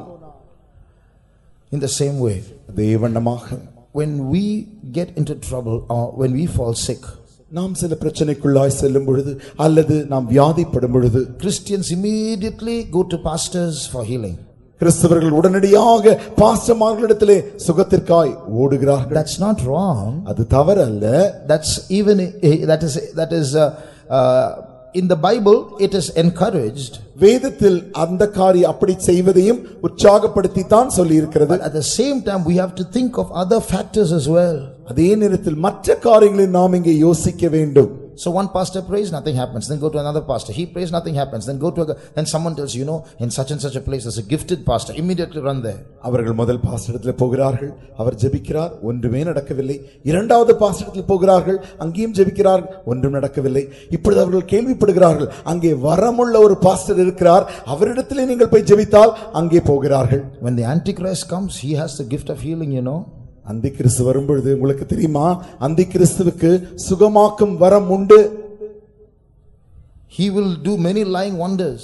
அவன் அநேக அற்புதங்களை செய்கிறவனாய் இருக்கிறான். So if that's what you want, even the Antichrist can provide it. உங்களுக்கு அற்புதங்கள் தான் அதுதான் வேண்டும் என்றால் அந்திகிறிஸ்துவே அதை செய்ய முடியும். So what's the lesson that God's army must learn? ஆகையினாலே தேவனுடைய சேனை கற்றுக்கொள்ள வேண்டிய பாடம் என்ன? Listen to this 10 times. இதை நீங்கள் 10 முறை கவனமாக கேளுங்கள். Truth must take priority over miracles. சத்தியமானது அற்புதங்களை காட்டிலும் முக்கியத்துவம் பெற வேண்டும். Truth must take priority over miracles. சத்தியமானது அற்புதங்களை காட்டிலும் முக்கியத்துவம் பெற வேண்டும். Christian brother, sister, you have not come here for miracles. You have come here to learn the truth. கிறிஸ்தவ சகோதரி சகோதரியே, நீ இங்கே அற்புதங்களுக்காக வரவில்லை, நீ சத்தியத்திற்காக வந்திருக்கிறாய். I'm not saying that God won't do miracles.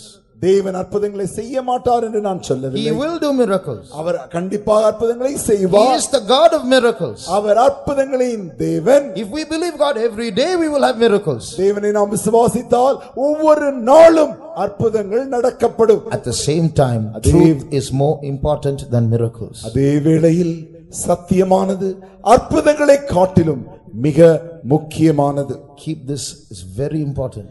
இந்த காரியத்தை மனதில் வைத்துக் கொள்ளுங்கள், இது மிக மிக முக்கிய காரியம். That's why in the Bible many times Jesus did not do miracles. ஆகையினால் தான் வேதத்திலே காண்கிறோம், இயேசு அநேக முறை அற்புதங்களை நடப்பிக்கவில்லை. You remember in the story of the rich man and Lazarus? ஐஸ்வரியவான் லாசரு அந்த கதையை எடுத்துக்கொண்டால், the rich man from hell tells Abraham, send someone from the dead to preach to my 5 brothers who are on earth. இந்த ஐஸ்வரியவான் நரகத்திலிருந்து ஆபிரகாமை நோக்கி சொல்லுகிறான், யாராகிலும் மரித்தவர்களை திருப்பி அனுப்பு, உலகத்திலே எனக்கு 5 சகோதரர்கள் உண்டு, அவர்களுக்கு இதை குறித்து சொல்ல அனுப்புவாயா? He said, they have the law and the prophets. அப்பொழுது ஆபிரகாம் சொன்னார், அவர்களுக்கு நியாயப்பிரமாணங்களும் தீர்க்கதரிசனங்களும் உண்டாயிருக்கின்றன. Law and the prophets law means Genesis to Deuteronomy, prophets means Isaiah, Jeremiah, those books. That's the meaning of that. நியாயப்பிரமாணங்கள் என்றால் ஆதியாகமத்திலிருந்து உபாகமம் வரை, பின்பு தீர்க்கதரிசனங்கள் என்றால் ஏசாயாவிலிருந்து வாசிக்கிறோமே அந்த தீர்க்கதரிசிகள். So when Abraham says they have the books to read, let them read. அவர்களுக்கு வாசிக்க இத்தனை புத்தகங்கள் உண்டு, அதை போய் அவர்கள் வாசிக்கட்டுமே. Then the rich man argues, no, if someone rises from the dead and preaches to them, that's a miracle, isn't it? They will listen. அப்பொழுது இந்த ஐஸ்வரியவான் தர்க்கித்து ஆபிரகாமிடத்தில் சொன்ன காரியம் என்னவென்றால், அது அல்ல, மரித்தவன் உயிரோடு எழுந்து போனால் அது அற்புதம் அல்லவா, அதை கண்டு ஜனங்கள் நம்பி விடுவார்கள். Then Abraham says, if they can't read the law and the prophets and understand, even if a dead person comes to life and preaches to them, they won't understand. அப்பொழுது ஆபிரகாம் சொன்ன பதில் என்ன? அவர்கள் நியாயப்பிரமாணங்களையும் தீர்க்கதரிசனங்களையும் வாசித்து நம்பாவிடில், மரித்து உயிரோடு எழுந்து போய் ஒருவன் சொல்லுவானே ஆகில் அதையும் அவர்கள் நம்ப மாட்டார்கள். The moral of that parable is truth must take priority over miracles. அந்த ஓமையின் பாடம் என்னவென்றால், சத்தியமானது அற்புதங்களை காட்டிலும் முக்கியத்துவம் பெற வேண்டும். So Church of God, don't forget that. தேவனுடைய சபையை அதை மறந்து போகாதே. Second thing that we must learn, இரண்டாவது நாம் கற்றுக்கொள்ள வேண்டிய காரியம், I already told you that, don't be this worldly.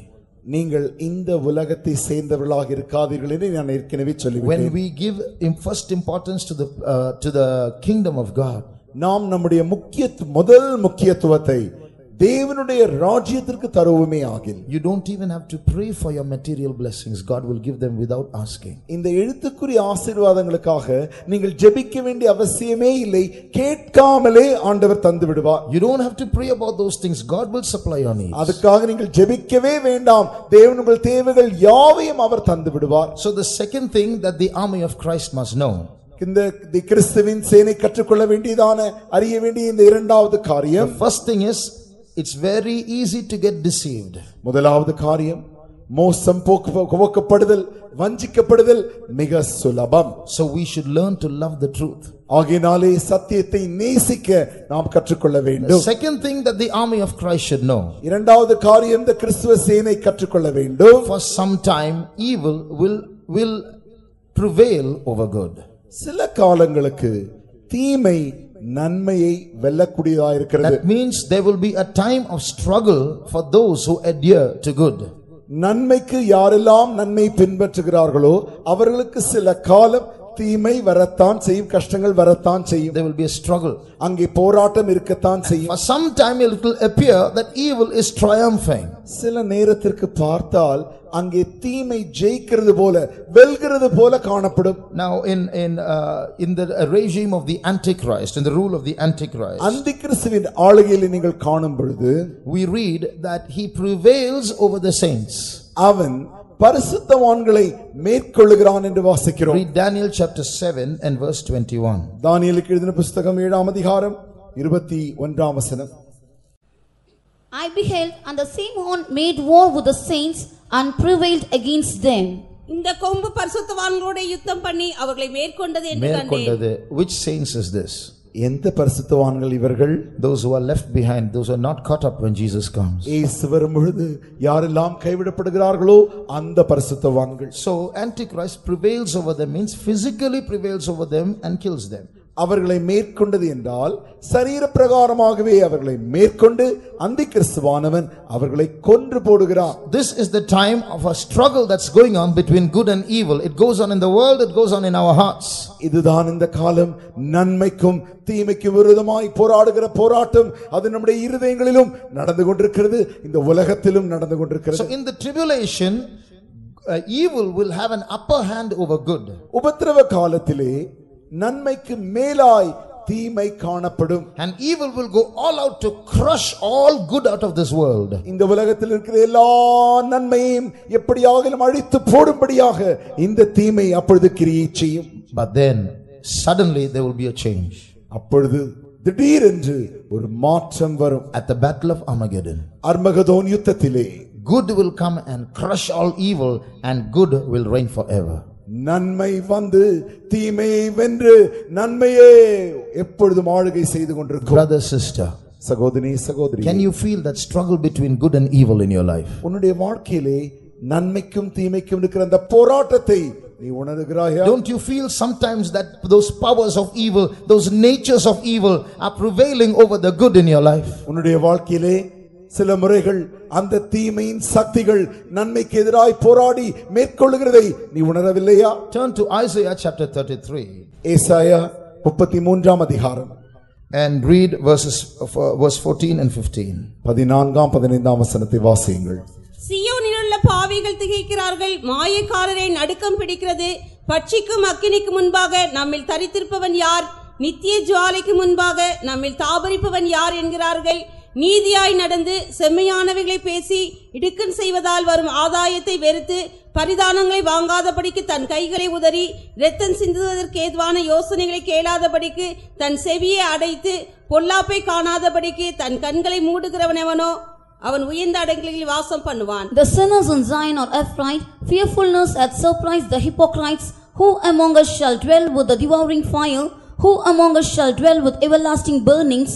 He that walketh righteously and speaketh uprightly, he that despiseth the gain of oppressions, that shaketh his hands from holding of bribes, that stoppeth his ears from hearing of blood, and shutteth his eyes from seeing evil. Now listen carefully. இப்பொழுது கவனமாய் கேளுங்கள். Here we see two things. இங்கே நாம் இரண்டு காரியங்களை காண்கிறோம். Devouring fire and everlasting burnings. நித்திய ஜுவாலைக்கு முன்பாக பட்சிக்கும் அக்கினிக்கு முன்பாக. Who is able to stand before this? யார் இதற்கு முன்பாக நிற்க கூடும்? So you see two groups of people here. One group who can't stand, one group who do stand. ஒரு கூட்டத்தாரால் நிற்க முடியவில்லை, ஒரு கூட்டத்தார் அங்கே எதிராக நிற்கிறார்கள். Those who can't stand are called the sinners and the hypocrites. யார் நிற்க முடியவில்லையோ அவர்கள்தான் பாவிகளும் மாய்மாலக்காரர் என்று அழைக்கப்படுகிறார்கள். But the Bible says you can stand in that devouring fire in those everlasting burnings. ஆனால் வேதம் சொல்லுகிறது அந்த நித்தியமாய் எரிகிற அந்த ஜுவாலைக்கு முன்பாக உன்னால் தாபரிக்க முடியும். Verse 15 gives some points about godliness. 15ஆம் வசனம் பக்தி கிரியைகளை குறித்துதான சில காரியங்களை சொல்லுகின்றது. The meaning is, even if all hell is let loose against you, உனக்கு விரோதமாக சகல நரகங்களும் விரோதமாய் வர முயற்சித்தாலும், if you give priority to growing in godliness, நீ தேவனுடைய பக்தியிலே வளரும்படிக்கு உன்னுடைய முக்கியத்துவத்தை தருவாயே ஆகில், a fountain will be opened within you to withstand even in that devouring fire. அந்த விழுங்குறதான ஜுவாலைக்கு முன்பாக உனக்குள்ளிருந்து ஒரு ஊற்று புறப்படும். It will be everlasting burnings that's burning everyone else up, but you will not be afraid. அது நித்தியமாய் எரிகிறதான ஜுவாலையா இருக்கும், ஆனால் எல்லாரையும் எரிக்கும், நீயோ பயப்படாமல் So இருப்பாய். may God give us that ability to suffer. தேவன் தாமே பாடுபடுவதற்கு அந்த பலனை தருவாராக. Christian brother, Christian sister, in the anointing that you have received is a great ability to go through fiery trials. கிறிஸ்தவ சகோதரி சகோதரியே, நீ பெற்ற அபிஷேகத்திற்குள்ளாக அக்னிமயமான சோதனைகளுக்குள்ளாய் போவதற்குரிய பலன் இருக்கிறது. Now a few months ago, கொஞ்சம் மாதங்களுக்கு முன்பாக some soldiers of the Indian army were undergoing their training. இந்திய ராணுவத்தின் சில போர் சேவகர்கள் தங்களுடைய பயிற்சியிலே போய் கொண்டிருந்தார்கள். And they were asked to run from Chengalpet in Chennai up to their office at near Meenambakkam. அவர்கள் செங்கல்பட்டிலிருந்து சென்னை பட்டணத்திலே செங்கல்பட்டிலிருந்து அவர்களுடைய தலைமையகமாகிய அந்த மீனம்பாக்கம் வரைக்கும் ஓடும்படி சொல்லப்பட்டிருந்தது. So with their bags in their back and their weapons in their hand, they have to run about 30 kilometers non-stop. 30 kilometre தூரம் தங்களுடைய கையிலே துப்பாக்கியும் வைத்துக்கொண்டு தங்களுடைய முதுகிலே அந்த பலுவான பையையும் வைத்துக்கொண்டு நிறுத்தாமல் ஓட வேண்டும். Halfway in their journey, some of them collapsed and fell. அப்படி ஓடும் பொழுது பாதி வழியில் தானே சிலரால் ஓட முடியாமல் மயங்கி விழுந்தார்கள். And the soldiers who were leading them, அவர்களை நடத்துகிறதான அந்த போர் சேவகர்கள், when they collapsed on the road, they were running in the main road on the highway. அவர்கள் அந்த நெடுஞ்சாலையில் தான் ஓடுகிறார்கள். அப்படி ரோட்டில் தானே மயங்கி விழுந்த பொழுது, you know what their captains did? அவருடைய தலைவர்கள் என்ன செய்தார்கள் தெரியுமா? Picked them up by their dresses and made them stand up, sprinkle water on their faces and run. No medication, no hospital till you reach your destination. சட்டையை பிடித்து தூக்கிவிட்டு மூஞ்சிலே தண்ணி அடித்து அரைந்து நீ நிற்க கூடாது, ஓடு, எந்த மருந்து உனக்கு கிடையாது என்று சொன்னார்கள். Till you reach your destination. நீ உன்னுடைய அந்த அடையும் பொருட்டு, உன் எல்லையை அடையும் பொருட்டு ஓடு. No sympathy, no pity. Run. You have to reach there. You're called to guard the nation. You can't be hospitalized at this time. எந்த பரிதாபமோ எந்த இரக்கமோ அங்க கிடையாது. நீ ஓடு, நீ அந்த தேசத்தை காக்க வேண்டியவன், நீ ஓடிக்கொண்டிரு. I was speaking to a young person who was part of the Indian Air Force. இந்திய விமானப்படையில் அங்கத்தினராக இருக்கிற ஒரு வாலிபனோடு கூட நான் பேசினேன். And he said, when we have training sessions, எங்களுக்கு பயிற்சிகள் கொடுக்கப்படும் பொழுது, any time of the day, any time of the night, suddenly an alarm will ring, and within 2 minutes we should all be there. In whatever state we are, in 2 minutes we should be there at the appointed place. ஏதாவது எங்களுக்கு திடீரென்று மணி ஒலிக்கும். மணி பகலிலோ இரவிலோ அப்படி ஒலிக்கிற மாத்திரத்தில் 2 நிமிடத்திற்குள்ளாய் நாங்கள் யாவரும் எங்கே நிற்க வேண்டுமோ அங்கே ஓடி போய் நிற்க வேண்டும். So if the alarm rings while they are brushing their teeth, உதாரணமாக அவர்கள் பல் தேய்த்து கொண்டிருக்கும் பொழுது இப்பொழுது மணி ஓசை கேட்கிறது, there won't be time to wash their mouth and clean their brush. They have to drop the brush. They can't even wash their mouth, just to wipe and run, that's all. அவர்கள் உடன் பல் தேய்த்து கொண்டிருந்தால் பிரஷை கீழே வைத்து விட்டு வாயை கொப்பளித்து விட்டு எல்லாம் ஓடவே முடியாது. உடனடியாக அப்படியே போட்டு விட்டு வாயை துடைத்து விட்டு அவர்கள் அங்கே ஓட வேண்டும். So I asked him, if you're sleeping in the middle of the night and 1:30 the alarm rings, to put your shoes itself will take 2 minutes. How can you run there within 2 minutes? அப்பொழுது அவரிடத்தில் கேட்டேன், இந்த மணி ஓசை இரவு 1:30 மணிக்கு அடித்தால் அப்பொழுது நீ நன்றாய் தூங்கிக் கொண்டிருப்பாயே, முழித்து எழுந்து நீ என்னுடைய உடையெல்லாம் அணிந்து உன்னுடைய கால் ஷூவையெல்லாம் நீ போட்டு கெட்டுறதற்கே உனக்கு 2 நிமிடம் ஆகிவிடுமே, எப்படி நீ அதி வேகமாய் ஓடுவாய்? He said, we sleep with our shoes.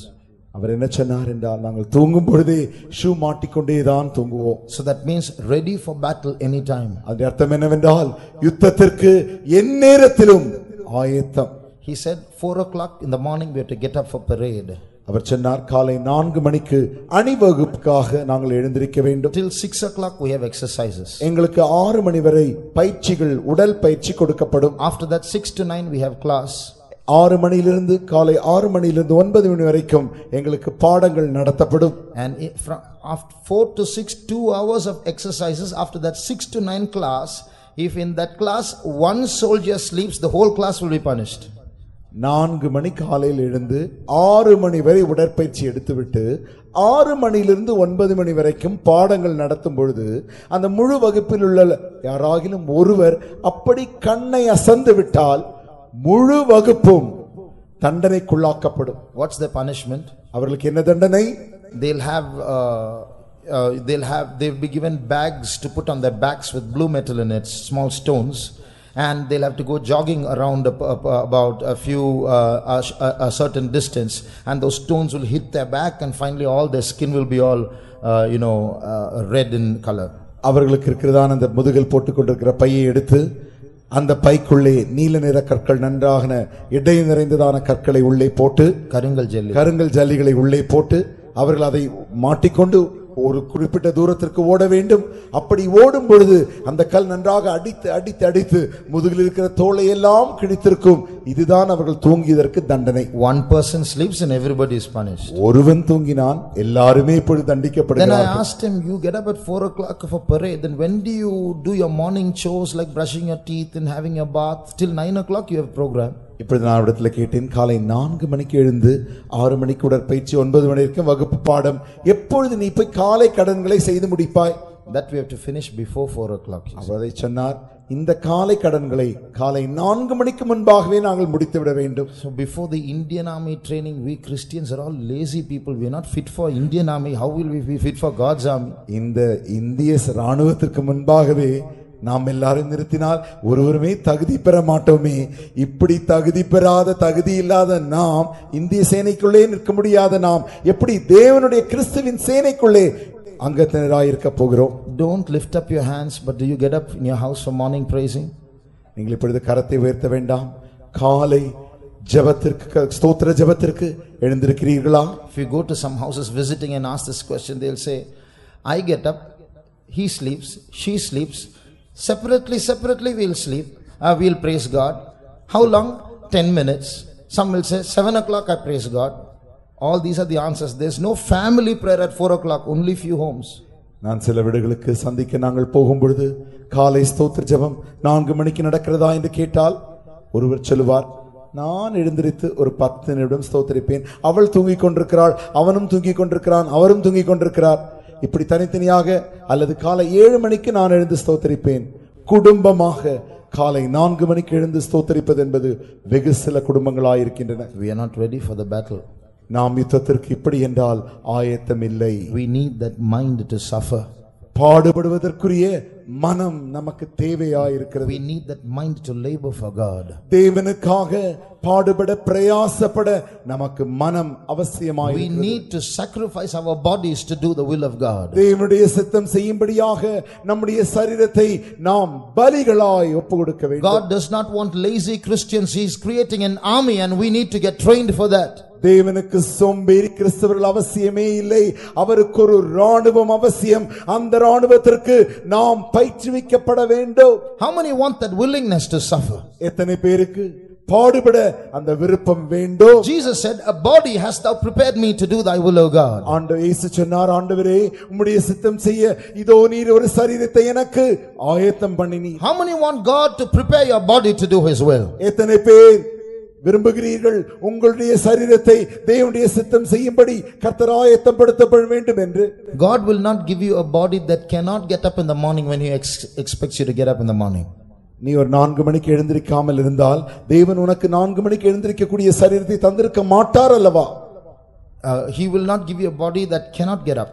4 மணிக்கு எழுந்திருக்க கூடாத சரீரத்தை கர்த்தர் தர மாட்டார். So that means God has given a body that can do the will of God. அதன் அர்த்தம் என்னவென்றால் தேவனுடைய சித்தத்தை செய்ய கூடும் என்கிறதான அந்த சரீரத்தையே உனக்கு தந்திருக்கிறார். The problem is not here, the problem is here. இந்த பிரச்சனை எங்கே என்றால் இந்த சரீரத்தில் இல்ல, தலையில தான் இருக்கு.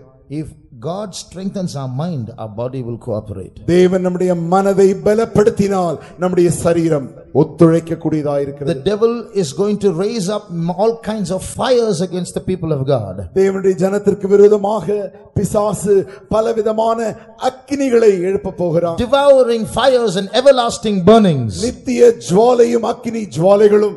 And in that time God should give us the strength to pass through those fires. அப்படிப்பட்டதான அக்கினி ஜுவாலையினூடாய் போவதற்கு தேவன் நமக்கு பலனை தர வேண்டும். There are two kinds of deliverances that God gives us. தேவன் தருகிறதான 2 விதமான விடுதலைகள் உண்டு. Deliverance from trouble. பிரச்சனைகளில் இருந்து விடுதலை.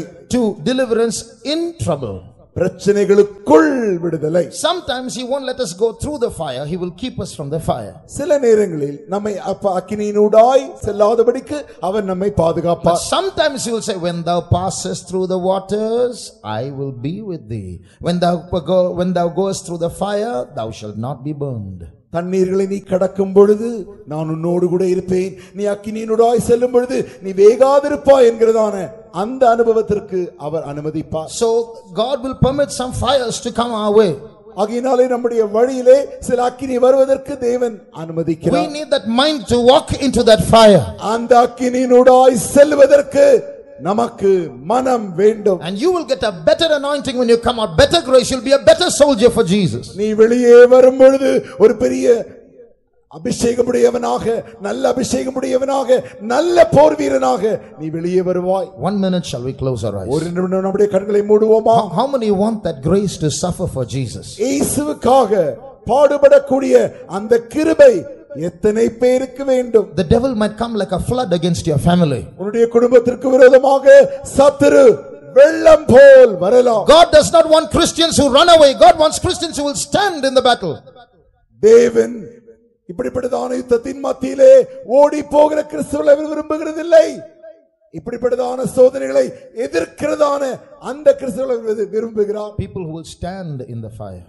அக்கினியிலே நின்று பிடிக்கிறதான ஜனம். Jesus says, I will be with you, don't worry. இயேசு சொல்கிறார், நான் உன்னோடு கூட இருப்பேன், நீ கவலைப்படாதே. How many want to be part of that army of Jesus Christ? எத்தனை பேர் கர்த்தராகிய இயேசு கிறிஸ்துவின் அந்த சேனையிலே அங்கத்தினராய் இருக்க விரும்புகிறார்கள்? How many want that mind to suffer for Jesus Christ? இயேசு கிறிஸ்துவுக்காக பாடுபட வேண்டிய மனது எத்தனை பேருக்கு வேண்டும்? Here is a question that God is asking you. இப்பொழுது தேவன் ஒரு கேள்வி உங்களிடத்தில் கேட்கிறார். Who shall pass through the devouring fire? யார் அக்கினி ஜுவாலைக்கு எதிராக பட்சிக்கிற அக்கினிக்கு முன்பாக நிற்கிறவன்? Who will pass through those everlasting burnings? யார் நித்திய ஜுவாலைக்கு முன்பாக நிற்கிறவன்? Are you ready? நீ ஆயத்தமா? God says, I will be with you. தேவன் சொல்கிறார், நான் உன்னோடு கூட இருப்பேன். God says, you won't be burnt. நீ பட்சிக்கப்பட மாட்டாய் என்று சொல்கிறார். Those who want to be the army of Christ. யாரெல்லாம் கிறிஸ்துவின் சேனையில் அங்கத்தினராய் இருக்க விரும்புகிறீர்களோ, those who want bodies and minds prepared to suffer for Jesus Christ. இயேசு கிறிஸ்துவுக்காக பாடுபட யாருக்கெல்லாம் சரீரமும் மனதும் வேண்டுமோ, put up your hands. உடைய கரத்தை உயர்த்துங்கள். Blessed are you. நீங்களே பாக்கியவான்கள். Because you need boldness to put up your hands. ஏனென்றால் உங்கள் கைகளை உயர்த்த உங்களுக்கு தைரியம் வேண்டும். Because you have been bold enough to lift up your hands. நீங்கள் உங்கள் கைகளை உயர்த்தக்கூடிய தைரியம் உங்களுக்கு இருந்தபடியினாலே God will prepare you a body to suffer. தேவன் உங்களுக்கு பாடுபடக்கூடிய ஒரு சரீரத்தை ஆயத்தம் செய்வார். He will give you a mind to suffer. அவருக்காக பாடுபட ஒரு மனதை அவர் உங்களுக்கு தருவார். The same trial that you are going through now. இப்பொழுது நீ போய் கொண்டிருக்கிற இதே சோதனை மத்தியில் your mind can't take it, your body can't take it. உன்னுடைய மனது அதை ஏற்றுக்கொள்ள முடியவில்லை, உன் சரீரம் அதை ஏற்றுக்கொள்ள முடியவில்லை. But today, because you lifted up your hands, இன்றைக்கு நீ கைகளை உயர்த்தினபடியினால் your mind is strengthened, your body is strengthened. உன்னுடைய மனதும் உன்னுடைய சரீரமும் பலப்பட்டு கொண்டிருக்கிறது. Look at Peter. பேதுருவை நோக்கி, he was afraid to suffer. பாடுபடவன் பயந்தான். Are you the person with Jesus? No, I don't know who Jesus. நீதான் இயேசுவோடு இருந்தாயா? இல்லவே இல்லை, எனக்கு இயேசுவே தெரியாது. But a few years later, ஆனால் கொஞ்ச ஆண்டுகளுக்கு when he received the anointing, அவன் அபிஷேகத்தை பெற்ற பொழுது he died upside down. He was crucified upside down for Jesus. இயேசுவுக்காக அவன் தலைகீழாய் சிலுவையில் அறையப்பட்டான். His mind was strengthened to suffer. அவனுடைய மனதானது பாடுபடும்படிக்கு பலப்படுத்தப்பட்டது. When Jesus comes down with his army to fight in the battle of Armageddon, put down your hands please. இப்பொழுது கரங்களை கீழே போடுங்கள். இயேசு அர்மகதோன் யுத்தத்திலே யுத்தம் செய்யும்படி தன்னுடைய சேனையோடு கூட வரும் பொழுது Peter is going to be there. பேதுரும் அங்கே இருக்க போகிறார். And we are going to come with Peter also. நாம் பேதுரோடு கூட சேர்ந்து வர போகிறோம். So we need the standard and the strength of our forefathers. ஆகையாலே நம்முடைய முற்பிதாக்களின் அந்த நிலவரமும் அந்த தகுதியும் அந்த பலனும் நமக்கு வேண்டும். For that mental strength and physical strength to face the fires of these days shall we praise God. இந்நாட்களில் வருகிறதான அப்படிப்பட்ட அக்கினி சோதனைகளின் மத்தியிலே தேவன் தம்முடைய மனதின் பலத்தையும் சரீரத்திற்கு வேண்டிய பலத்தையும் தரும்படியாக கர்த்தரை ஸ்தோத்திரிப்போமாக. ஸ்தோத்திரம் ஸ்தோத்திரம் ஸ்தோத்திரம் ஆண்டவரே, ஸ்தோத்திரம் ஆண்டவரே, உம்முடைய பலத்தை தாரும் ஆண்டவரே, உம்முடைய கிருபையை தாரும் ஆண்டவரே. ஆண்டவரே, அக்கினி ஜுவாலையின் வழியாய் செல்லக்கூடியதான பலனை தந்து நடத்தும் ஆண்டவரே. இந்த ராணுவத்தை நீர் ஆயத்தப்படுத்தும், இந்த சேனையை நீர் ஆயத்தப்படுத்தும் ஆண்டவரே. Praise you Lord, we praise you Lord, we praise you, we praise you, we praise you, we praise you. The third thing that Christ's army must know. மூன்றாவது காரியம் கிறிஸ்துவ சேனை அறிந்து கொள்ள வேண்டியது என்னவென்றால் Romans chapter 12 and verse 21. ரோமருக்கு எழுதின நிருபம் 12ஆம் அதிகாரம் 21ஆம் வசனம். நன்மையினாலே வெல்லப்படாமல் தீமையை நன்மையினாலே வெல்லு. Be not overcome of evil, but overcome evil with good. This verse says, இந்த வசனம் சொல்லுகிறது, from this verse we understand there are two methods to overcome evil. இங்கே நாம் வாசிக்கிறோம், இந்த வசனத்திலிருந்து நாம் புரிந்து கொள்கிறோம், தீமையை வெல்லுவதற்கு இரண்டு வழிகள் உண்டு. So for us to be qualified to participate in that army, to be a member of that army in the battle of Armageddon, this law has to be followed. Armageddon யுத்தத்திலே அந்த சேனையில் நாம் பங்கு பெற வேண்டும் என்றால் இந்த காரியத்தை நாம் கடைபிடிக்க வேண்டும். This law has to be followed. இந்த சட்டத்தை நாம் பின்பற்ற வேண்டும். Be not overcome of evil, but overcome evil with good. நீ தீமையினாலே வெல்லப்படாமல் தீமையை நன்மையினாலே வெல்லு. What does that mean? அந்த அர்த்தம் என்ன? There are two ways to overcome evil. தீமையை வெல்வதற்கு இரண்டு வழிகள் உண்டு. Overcome evil with evil. தீமையை கொண்டே வெல்வது. So if you slap me, I'll slap you. நீ என்னை அறைந்தால் நான் உன்னை அறைவேன். If you shout bad words at me, I will shout bad words at you. நீ என்னை நோக்கி கெட்ட வார்த்தைகளை தூக்கி எறிந்தால் நானும் உனக்கு எதிராக கெட்ட வார்த்தைகளை தூக்கி எறிவேன். If you don't talk to me, I won't talk to you. நீ என்னோடு கூட பேசாவிட்டால் நானும் உன்னோடு பேச மாட்டேன். That's called overcoming evil with evil. அதுதான் தீமையை தீமையினால் வெல்வது. What happens? என்ன நடக்கிறது? When you overcome evil with evil. நீங்கள் தீமையை தீமையினால் வெல்லும் பொழுது, supposing this brother slaps me. உதாரணமாக இந்த சகோதரன் என்னை அறைகிறார். So I gave him one fist on his face and broke his teeth. ஒரு அடி கொடுத்து அவருடைய பல்லையை நான் உடைத்து விடுகிறேன் என்றால், hereafter he'll never slap me. அதற்கு பின்பு அவர் ஒரு காலம் என்னை அறைய மாட்டார். He will never come near me for a fight. என்னோட சண்டை போட ஒரு காலம் கிட்ட கூட வர மாட்டார். So I have overcome this evil. Abraham will not slap me hereafter. I have overcome that evil. இப்பொழுது இந்த தீமையை நான் ஜெயித்து விட்டேன். இந்த ஆபிரகாம் ஒரு நாளும் இனி என்னை அறையவே மாட்டார். I have overcome this evil with evil. இந்த தீமையை நான் இந்த தீமையினாலே வென்றிருக்கிறேன். Now what has happened? என்ன நடக்கிறது என்றால், I have got an evil now with me, fisting others and breaking their teeth. That evil has overcome me now. இப்பொழுது கையை பிடித்து நன்றாக பல்லை உடைக்கிறதான அந்த தீமை என்னை குணக்குள் வந்து என்னை அது மேற்கொண்டு விட்டது. It has overcome me. அது என்னை மேற்கொண்டு விட்டது. I overcame this evil. Now this evil has overcome me. நான் இந்த தீமையை மேற்கொண்டேன், இந்த தீமை என்னை மேற்கொண்டது. That's what this verse says. Be not overcome of evil. அதைத்தான் இந்த வசனம் சொல்லுகிறது. தீமையை தீமையினால் தீமையினாலே வெல்லாமல். So be not over தீமையினால் வெல்லப்படாமல். தீமையினாலே வெல்லப்படாமல். That means don't allow evil to overcome you. அந்த அர்த்தம் என்னவென்றால், தீமை உன்னை மேற்கொள்ள வெல்லப்பட நீ அனுமதிக்காதே. In other words, don't retaliate with evil for evil. மற்ற வார்த்தைகளை சொல்ல போனால், தீமைக்கு தீமையை சரிகட்டாதே. Retaliate with evil for evil with good. தீமைக்கு நன்மையினாலே சரிகட்டுவாயாக. So what should you do? ஆகையால் என்ன செய்ய வேண்டும்? If your enemy is hungry, give him food. உன்னுடைய சத்துரு பசியாயிருந்தால் அவனுக்கு போஜனம் கொடு. If he is thirsty, give him drink. அவன் தாகமாயிருந்தால் அவனுக்கு குடிக்க பானம் கொடு. When you do that, you will heap coals of fire on his head. அப்படி நீ செய்வாயாகில் நீ அவனுடைய தலையிலே அக்கினி தழல்களை குவிப்பாய். So what's the meaning of that? அந்த அர்த்தம் என்ன? When this brother slaps me on my face, இந்த சகோதரன் என்னை ஒரு முகத்தில் அறைவாரேயாகில் I should call him home அவரை வீட்டிற்கு அழைத்து and give him good food to eat. அவருக்கு சாப்பிட நல்ல சாப்பாடு கொடுக்க வேண்டும். He'll feel so embarrassed, அங்கே அவர் என்ன செய்வதென்று அறியாதிருப்பார் அல்லவா? வெட்கப்படுவார் அல்லவா? I slapped him and he's giving me food to eat. அவரை அறைந்தேன், ஆனால் அவரோ சாப்பிட எனக்கு சாப்பாடு தருகிறார். Now hereafter he'll never slap me. இதற்கு பின்பு இனி ஒரு காலம் அவர் இனி அறைய மாட்டார். Now have I overcome the evil? இப்பொழுது நான் இந்த தீமையை வென்று விட்டேன் அல்லவா? Brother, it's nice to hear. Practically we have to do it, isn't it? That's what you're saying to me.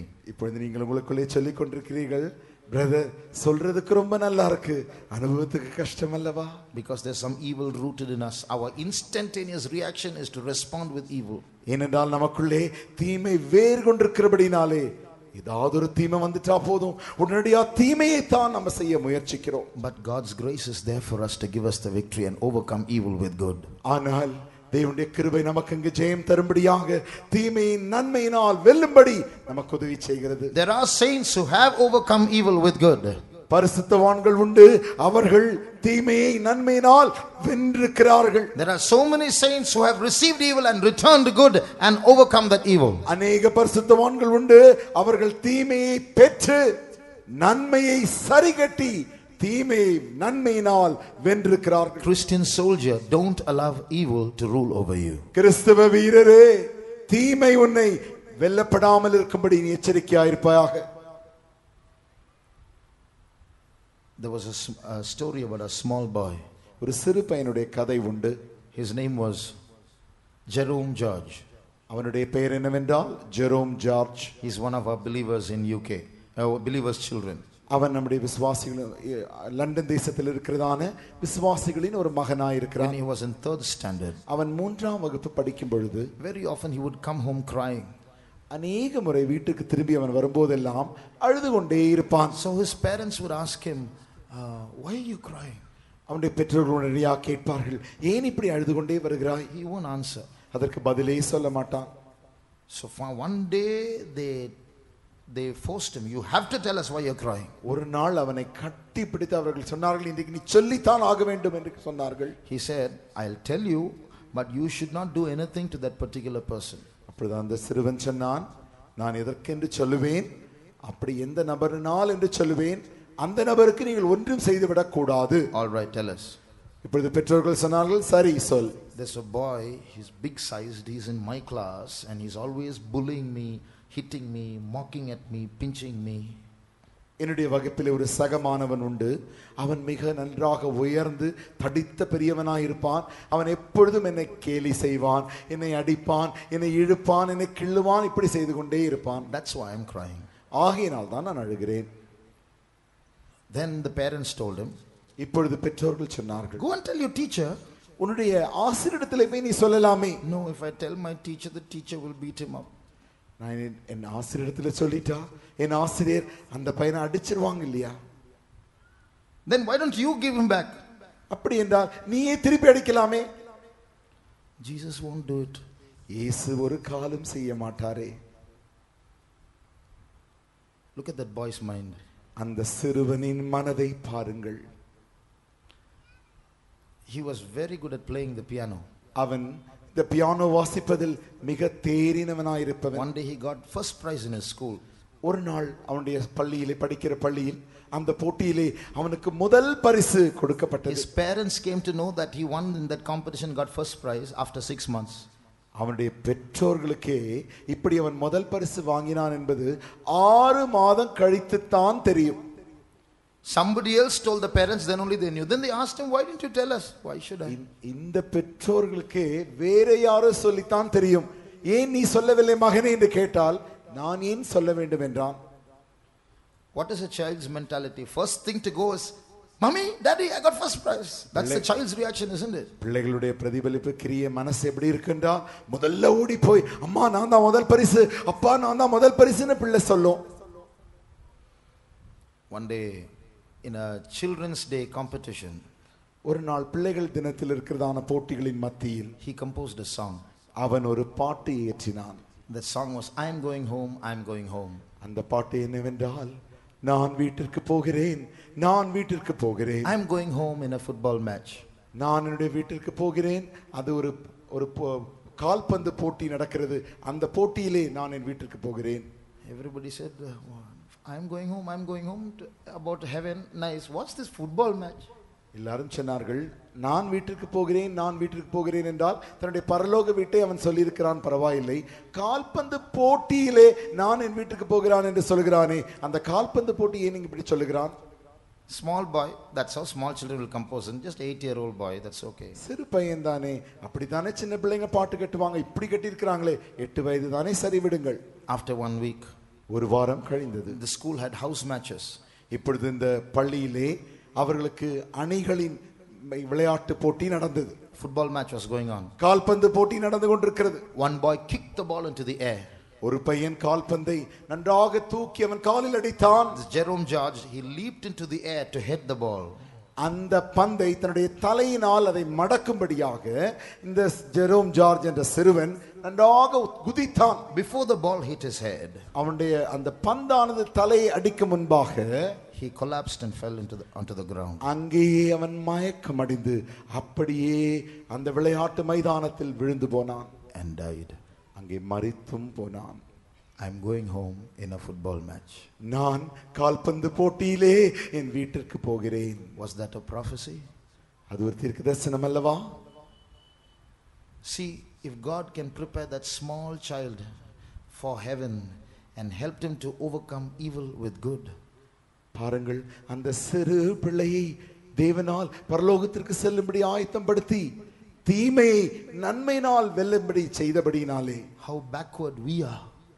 எவ்வளவு பின்வாங்கின நிலவரத்தில் நாம் இன்றைக்கு இருக்கிறோம். That small boy is going to sit on a horse and come back with Jesus and fight in the battle of Armageddon. அந்த சிறுவன் இயேசுவின் சேனையிலே குதிரையின் மேல் உட்கார்ந்து அர்மகதோன் யுத்தத்திலே இயேசு கிறிஸ்துவின் சேனையின் பங்காளியாய் வந்து கொண்டிருப்பான்.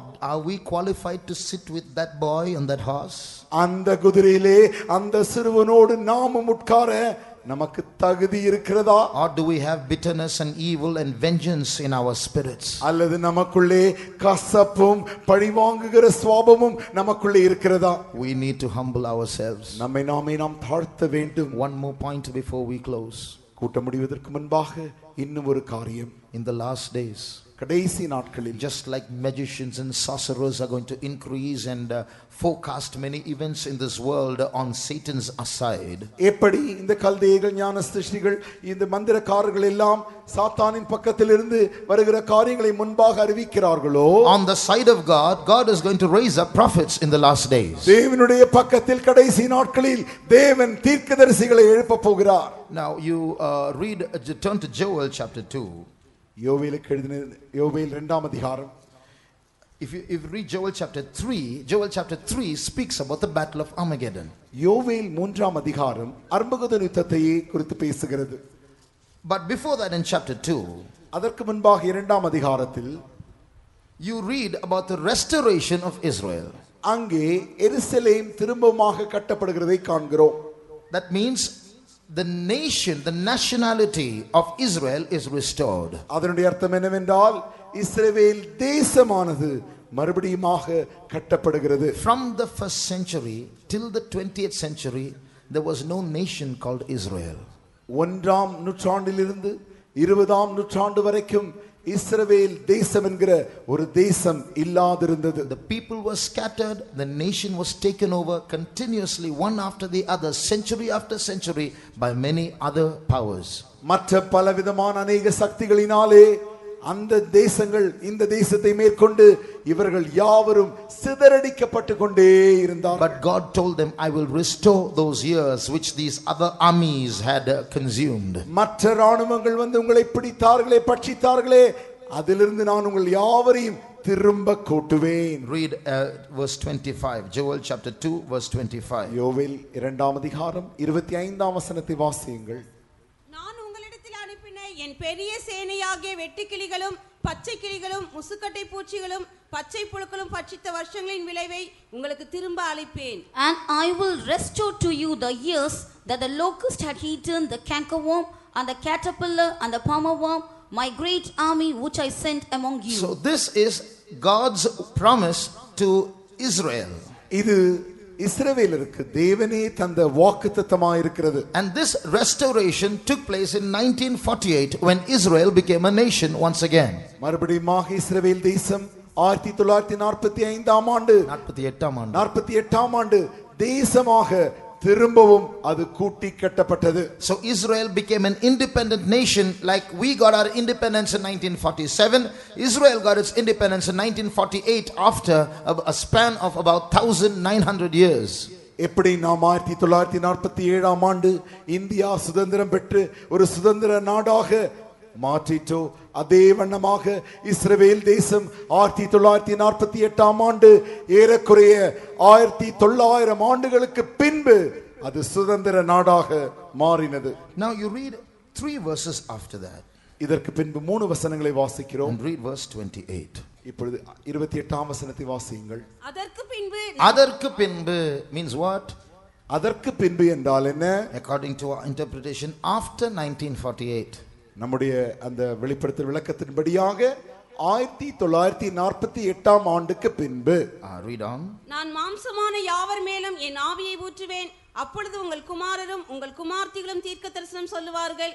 உங்கள் மூப்பர் சொப்பனங்களையும் உங்கள் வாலிபர் தரிசனங்களையும் காண்பார்கள். And it shall come to pass afterward that I will pour out my spirit upon all flesh, and your sons and your daughters shall prophesy, your old men shall dream dreams, your young men shall see visions. So that means in the last days after 1948, before Jesus comes, there's going to be a special outpouring of the Holy Spirit. அதனுடைய அர்த்தம் என்னவென்றால் 1948ஆம் ஆண்டுக்கு பின்பு இயேசுவின் வருகைக்கு முன்பு கர்த்தருடைய ஆவியானவர் பயங்கரமாக பொழிந்தருளப்படுவார்.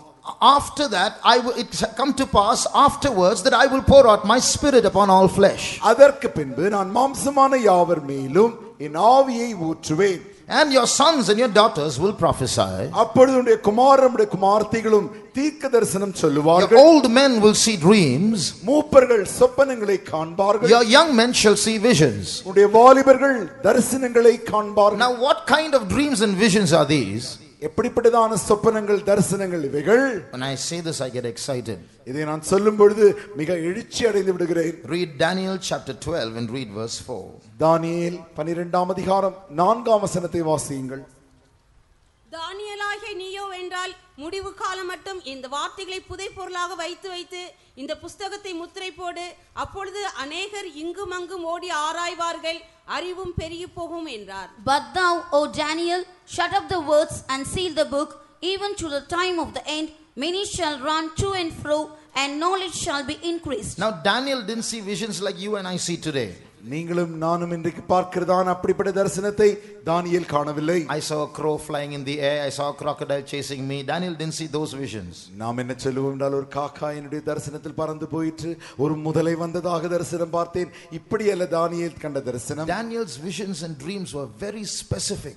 தானியேலின் சொப்பனங்களும் தரிசனங்களும் மிக குறிப்பிட்டவைகளாகவே இருந்தன. I told you on the first day how he foresaw the rise and fall of Alexander the Great. நான் முதலாம் நாளிலே சொன்னேனே எப்படி மகா அலெக்சாண்டர் ஆட்சிக்கு எழும்புவார் என்றும் விழுந்து போவார் என்றும் அவன் தீர்க்கதரிசனமாய் சொன்னான் என்று. He spoke about the rise and fall of many kingdoms that were going to come after his days. அவனுடைய நாட்களுக்கு பின்பு அநேக எழும்புகிறதான அநேக ராஜ்யங்களை குறித்தும் அதன் முடிவுகளை குறித்தும் அவன் முன்னறிவித்தானே. He also forecast the rise of the Antichrist. அந்தி கிறிஸ்துவின் அந்த எழுப்புதலை குறித்தும் அவன் ஏற்கனவே முன்னறிவித்து விட்டான். So those were special visions and special visitations from God.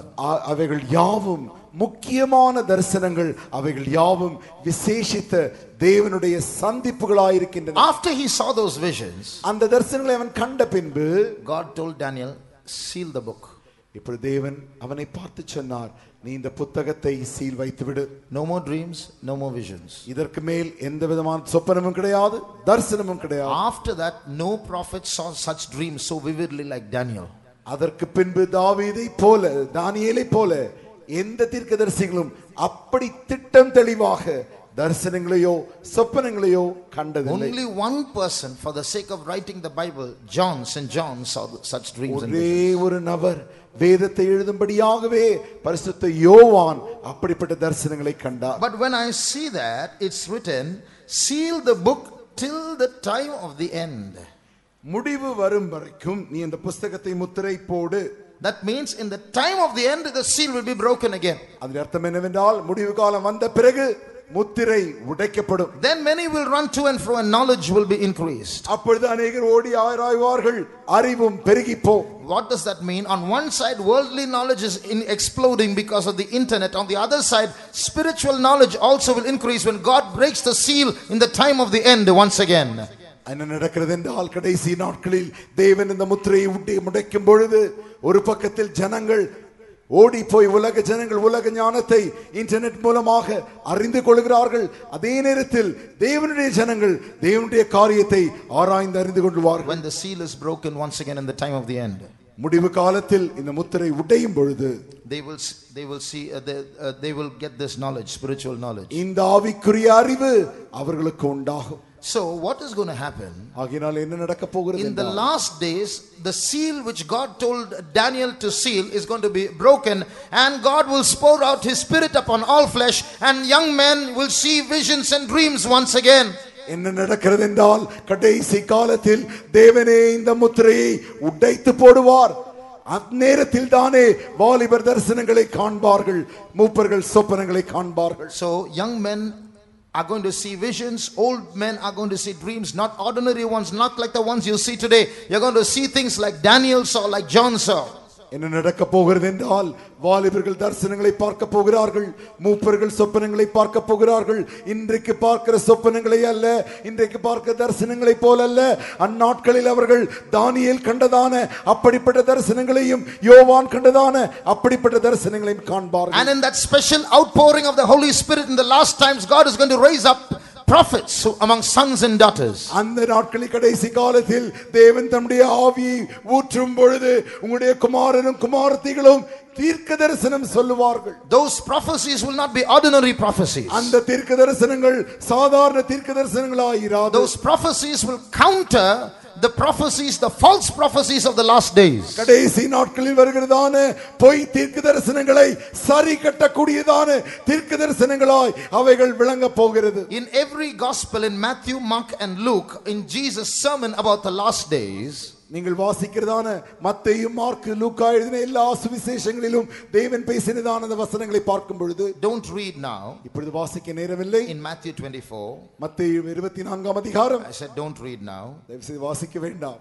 Matthew, Mark 13, mark எழுதின சுவிசேஷம் 13ஆம் அதிகாரம், Luke 21, லூக்கா எழுதின சுவிசேஷம் 21ஆம் அதிகாரம். Every time in those sermons, when Jesus begins his sermon about the last days, he said, take heed, let no man deceive you. ஒருவனும் உங்களை வஞ்சித்து போடாதபடிக்கு எச்சரிக்கையாயிருங்கள் என்ற வார்த்தையை ஒவ்வொரு முறையும் தன்னுடைய செய்தி சொல்வதற்கு முன்பாக இயேசு இதை சொல்லுகிறார். That's how he begins. அப்படித்தான் அவர் தொடங்குகிறார். And then in the middle he also says, அதை மத்தியில் அவர் சொல்லுகிறார், many false prophets and false Christs will rise up to deceive, if it were possible, even the chosen ones of God. தேவனுடைய தெரிந்து கொள்ளும் மத்தியில் இருந்தும் கூட உங்களை வஞ்சிக்கும்படிக்கு கள்ள தீர்க்கதரிசிகளும் எழும்புவார்கள். And false Christs. கள்ள கிறிஸ்துக்களும் எழும்புவார்கள். So be careful. I've told you all these things before. இதை குறித்து நான் உங்களுக்கு ஏற்கனவே சொல்லி இருக்கிறேன். ஆகையினால் நீங்கள் எச்சரிக்கையாயிருங்கள். John also in 1 John 4:1 says, many false prophets are gone out into the world. 1 யோவான் 4ஆம் அதிகாரத்தில் வாசிக்கிறோம், अनेक கள்ள தீர்க்கதரிசிகள் உலகத்திற்கு வந்து விட்டார்கள். What is they are the people who are fortune tellers of the last days. வருங்காலத்தை சொல்லுகிறார்களே அந்த ஜோசியர்கள் யார்? These are those people. இவர்கள்தான் அவர்களாய் இருக்கிறார்கள். They will forecast many things for many people. அவர்கள் வருங்காலத்துக்குரியதான பல காரியத்தை அநேகருக்கு சொல்லுவார்கள். So they will join the army of the Antichrist. அவர்கள் அந்த கிறிஸ்துவின் சேனையிலே சேர்ந்து கொள்ளுவார்கள். But in the army of Christ, God is going to raise up prophets. கிறிஸ்துவின் சேனையிலே தேவன் தீர்க்கதரிசிகளை எழுப்ப போகிறார். It's not like the prophecies that we hear today. இன்றைக்கு நாம் கேட்கிற தீர்க்கதரிசனங்களை போல அல்ல. They will be able to foresee, like in Tamil, தீர்க்கதரிசிகள், people who can see far ahead. அவர்கள் தமிழில் சொன்ன விதமாக தூரத்தில் இருக்கிற தீர்க்க தரிசனங்களை சொல்லுவார்கள். So they will be able to have an eyesight that can see ahead. தூரத்திலிருந்து வருகிறதான அந்த காரியத்தை காணக்கூடிய அந்த தூர பார்வை அவர்களுக்கு உண்டாயிருக்கும். God will tell us, and through these prophets, what's going to happen in the days to come. இந்த தீர்க்கதரிசிகள் மூலமாக தேவனே நமக்கு வருங்காலத்தில் என்ன நடக்க போகிறது என்பதை சொல்லி தருவார். He will tell us what Satan's army is planning. சாத்தானின் சேனை என்ன திட்டமிட்டு கொண்டிருக்கிறது என்பதை அவர்கள் மூலமாக நமக்கு சொல்வார். He will tell us what we should do on our part. நம்முடைய பகுதியில் நாம் என்ன செய்ய வேண்டும் என்று அவர் நமக்கு சொல்லி தருவார். That's the training that God is giving us in these last days. இந்த கடைசி நாட்களில் இப்படிப்பட்ட பயிற்சியை தான் தேவன் நமக்கு தந்து கொண்டிருக்கிறார். A few minutes more. கொஞ்ச நிமிடங்கள் தான் இருக்கிறது. In this army, இந்த சேனையிலே God is preparing a group of people called the sons of God. தேவனுடைய குமாரர்கள் என்று அழைக்கப்படுகிற புத்திரர் என்று அழைக்கப்படுகிற ஒரு கூட்டத்தை இந்த சேனையிலிருந்து தேவன் பிரித்தெடுத்துக் கொடுக்கிறார். Read Romans chapter 8 and verse 19. ரோமருக்கு எழுதின நிருபம் 8ஆம் அதிகாரம் 19ஆம் வசனத்தை வாசியுங்கள். மேலும் தேவனுடைய புத்திரர் வெளிப்படுவதற்கு சிருஷ்டியானது மிகுந்த ஆவலோடே காத்துக்கொண்டிருக்கிறது. For the earnest expectation of the creature waited for the manifestation of the sons of God. We read of the manifestation of the sons of God. இங்கே நாம் தேவனுடைய புத்திரரின் வெளிப்படுதலை குறித்து நாம் வாசிக்கிறோம். Everything that God made, he made in the first 6 days. தேவன் உண்டாக்கின சிருஷ்டித்த எல்லாமே முதல் 6 நாட்களில் அவைகள் யாவும் சிருஷ்டிக்கப்பட்டன. Now a new creature is being created. இப்பொழுது ஒரு புதிய சிருஷ்டி சிருஷ்டிக்கப்படுகிறது. They are called the sons of God. அவர்கள்தான் தேவனுடைய புத்திரர் எனப்படுகிறார்கள். Now they are hidden. இப்பொழுது அவர்கள் மறைந்திருக்கிறார்கள். They are amongst us. அவர்கள் நமக்குள்ளே இருக்கிறார்கள். நம் மத்தியில் இருக்கிறார்கள். நம் மத்தியில் இருக்கிறார்கள். But one day they will be manifest. ஒரு நாள் அவர்கள் வெளிப்படுவார்கள். Not on earth, பூமியில் அல்ல, in heaven. பரலோகத்தில். That's why the Bible says in Colossians chapter 3 verse 4, when Christ who is our life shall appear, then shall ye also appear. ஆகையினால் தான் நாம் வாசிக்கிறோம் கொலோசியர் 3ஆம் அதிகாரம் 4ஆம் வசனத்தில் நம்முடைய ஜீவனாகிய கிறிஸ்து வெளிப்படும் போது நீங்களும் வெளிப்படுவீர்கள். நீங்களும் அவரோடு கூட மகிமையிலே வெளிப்படுவீர்கள். So we are going to disappear from here and appear in another world. ஆகையினாலே நாம் இந்த உலகத்திலிருந்து மறைந்து வேறு உலகத்தில் நாம் வெளிப்படுவோம். And the whole creation is waiting for the manifestation of those sons of God in heaven. அந்த பவனமற்ற பரலோகத்தில் அந்த தேவபுத்திரர் வெளிப்படும்படியாக சகல சிருஷ்டிகளும் காத்துக் கொண்டிருக்கிறது. This morning we heard in the message, இன்று காலை நாம் தேவனுடைய செய்தியில் கேட்டோம் அல்லவா, may the eyes of your understanding be enlightened. உங்களுடைய மனக்கண்கள் பிரகாசிக்கப்படுவதாக. To know 3 things. 3 காரியங்களை அறியும்படிக்கு. One of them is, அவைகளில் ஒன்று என்னவென்றால், to know what is the riches of his glory, of his inheritance in the saints. பரிசுத்தவான்களின் சுதந்திரத்தில் இருக்கிற அவருடைய மேன்மையின் மகத்துவம். What does that mean? அந்த அர்த்தம் என்ன? We are his inheritance. நாம் அவருடைய சுதந்திரமாய் இருக்கிறோம். And this inheritance is going to put on something called rich glory. இந்த சுதந்திரம் ஒரு காரியத்தை அனுபவித்துக் கொள்ள போகிறது. அது என்னவென்றால், அது மிக மேன்மையான மகிமை.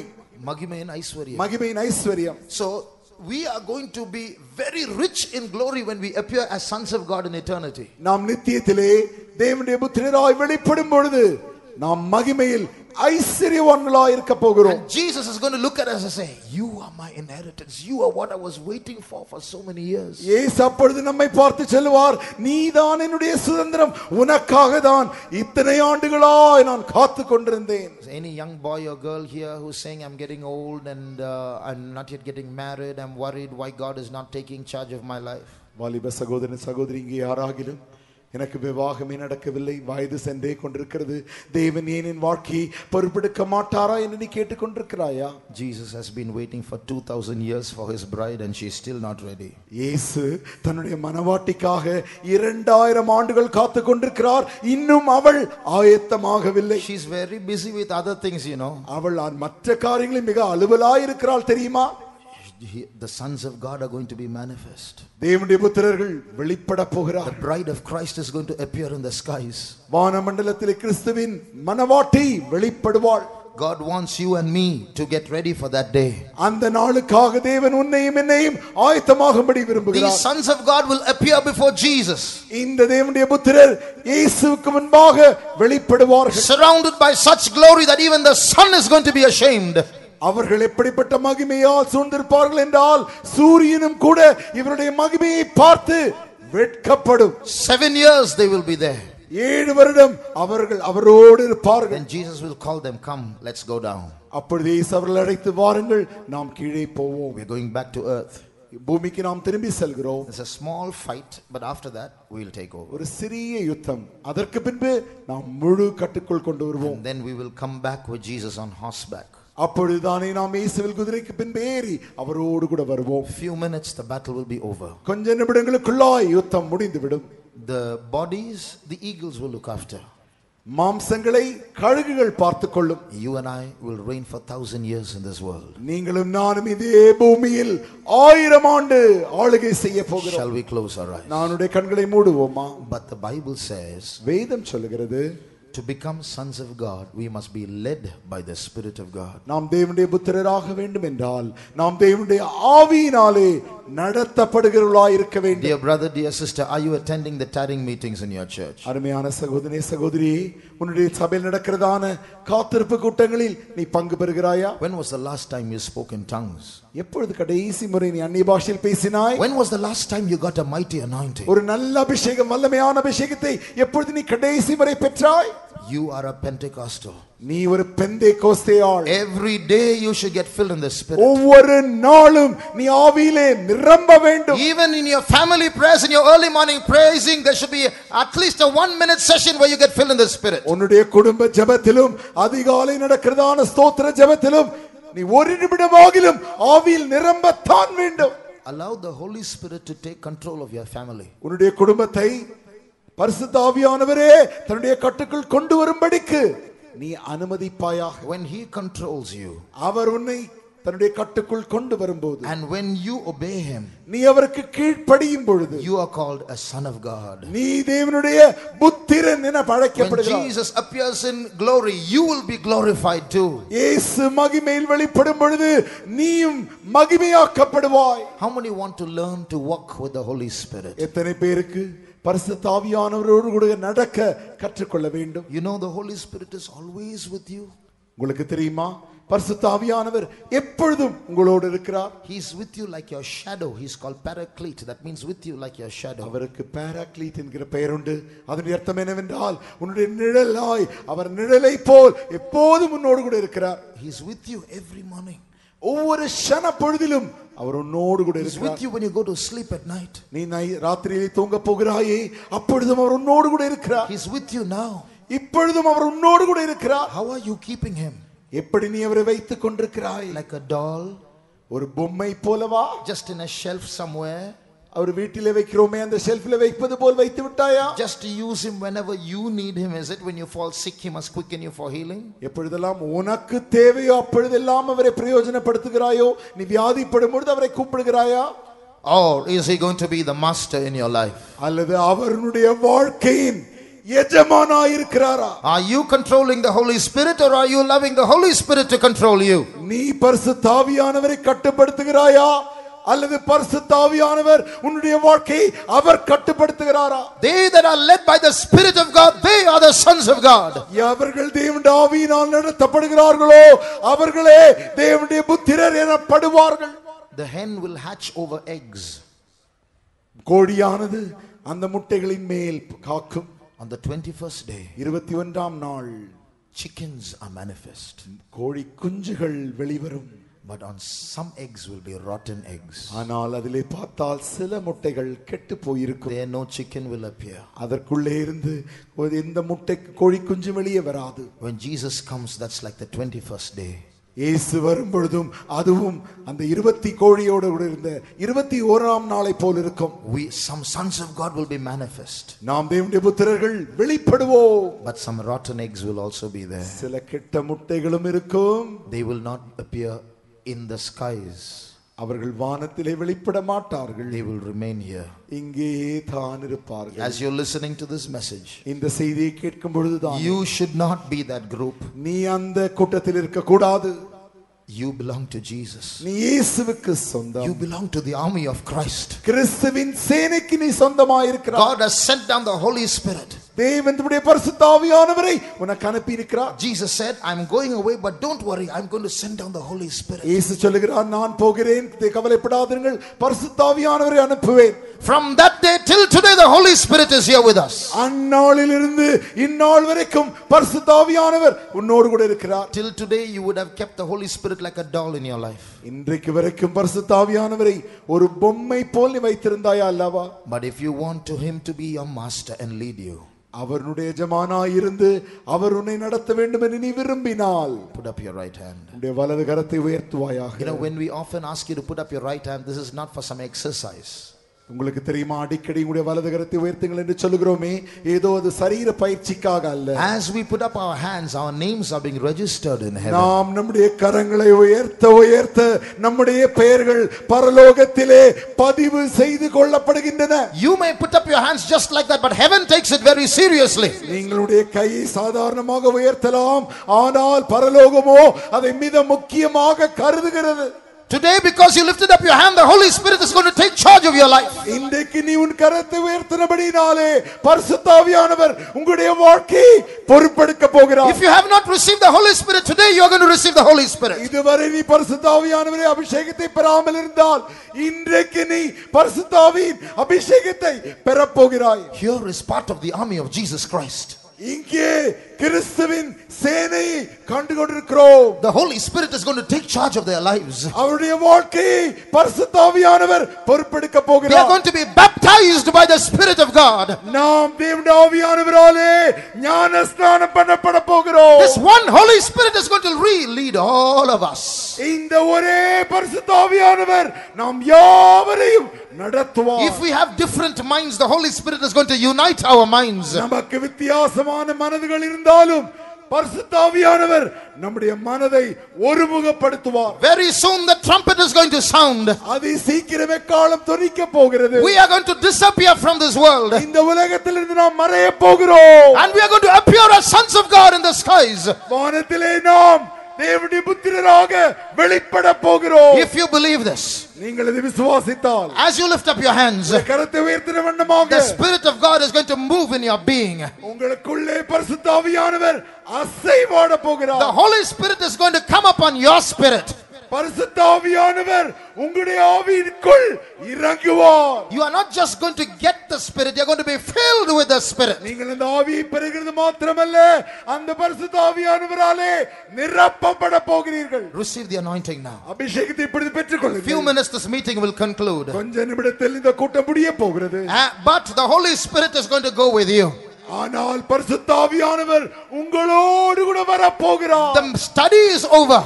வேதபாடம் முடிய போகிறது. But the Holy Spirit will be with you to practically make you a soldier in the army of Christ. கிறிஸ்துவின் சேனையிலே ஒரு வீரனாய் மாறும்படிக்கு பரிசுத்த ஆவியானவர் உன்னை அனுபவமாக்கும்படி உன்னோடு கூடவே இருப்பார். Your last day on earth is coming. உன்னுடைய பூமியின் கடைசி நாட்கள் வந்து கொண்டிருக்கிறது. சீக்கிரத்தில் இந்த பூமியில் உங்களுடைய ஓட்டம் முடிய போகிறது.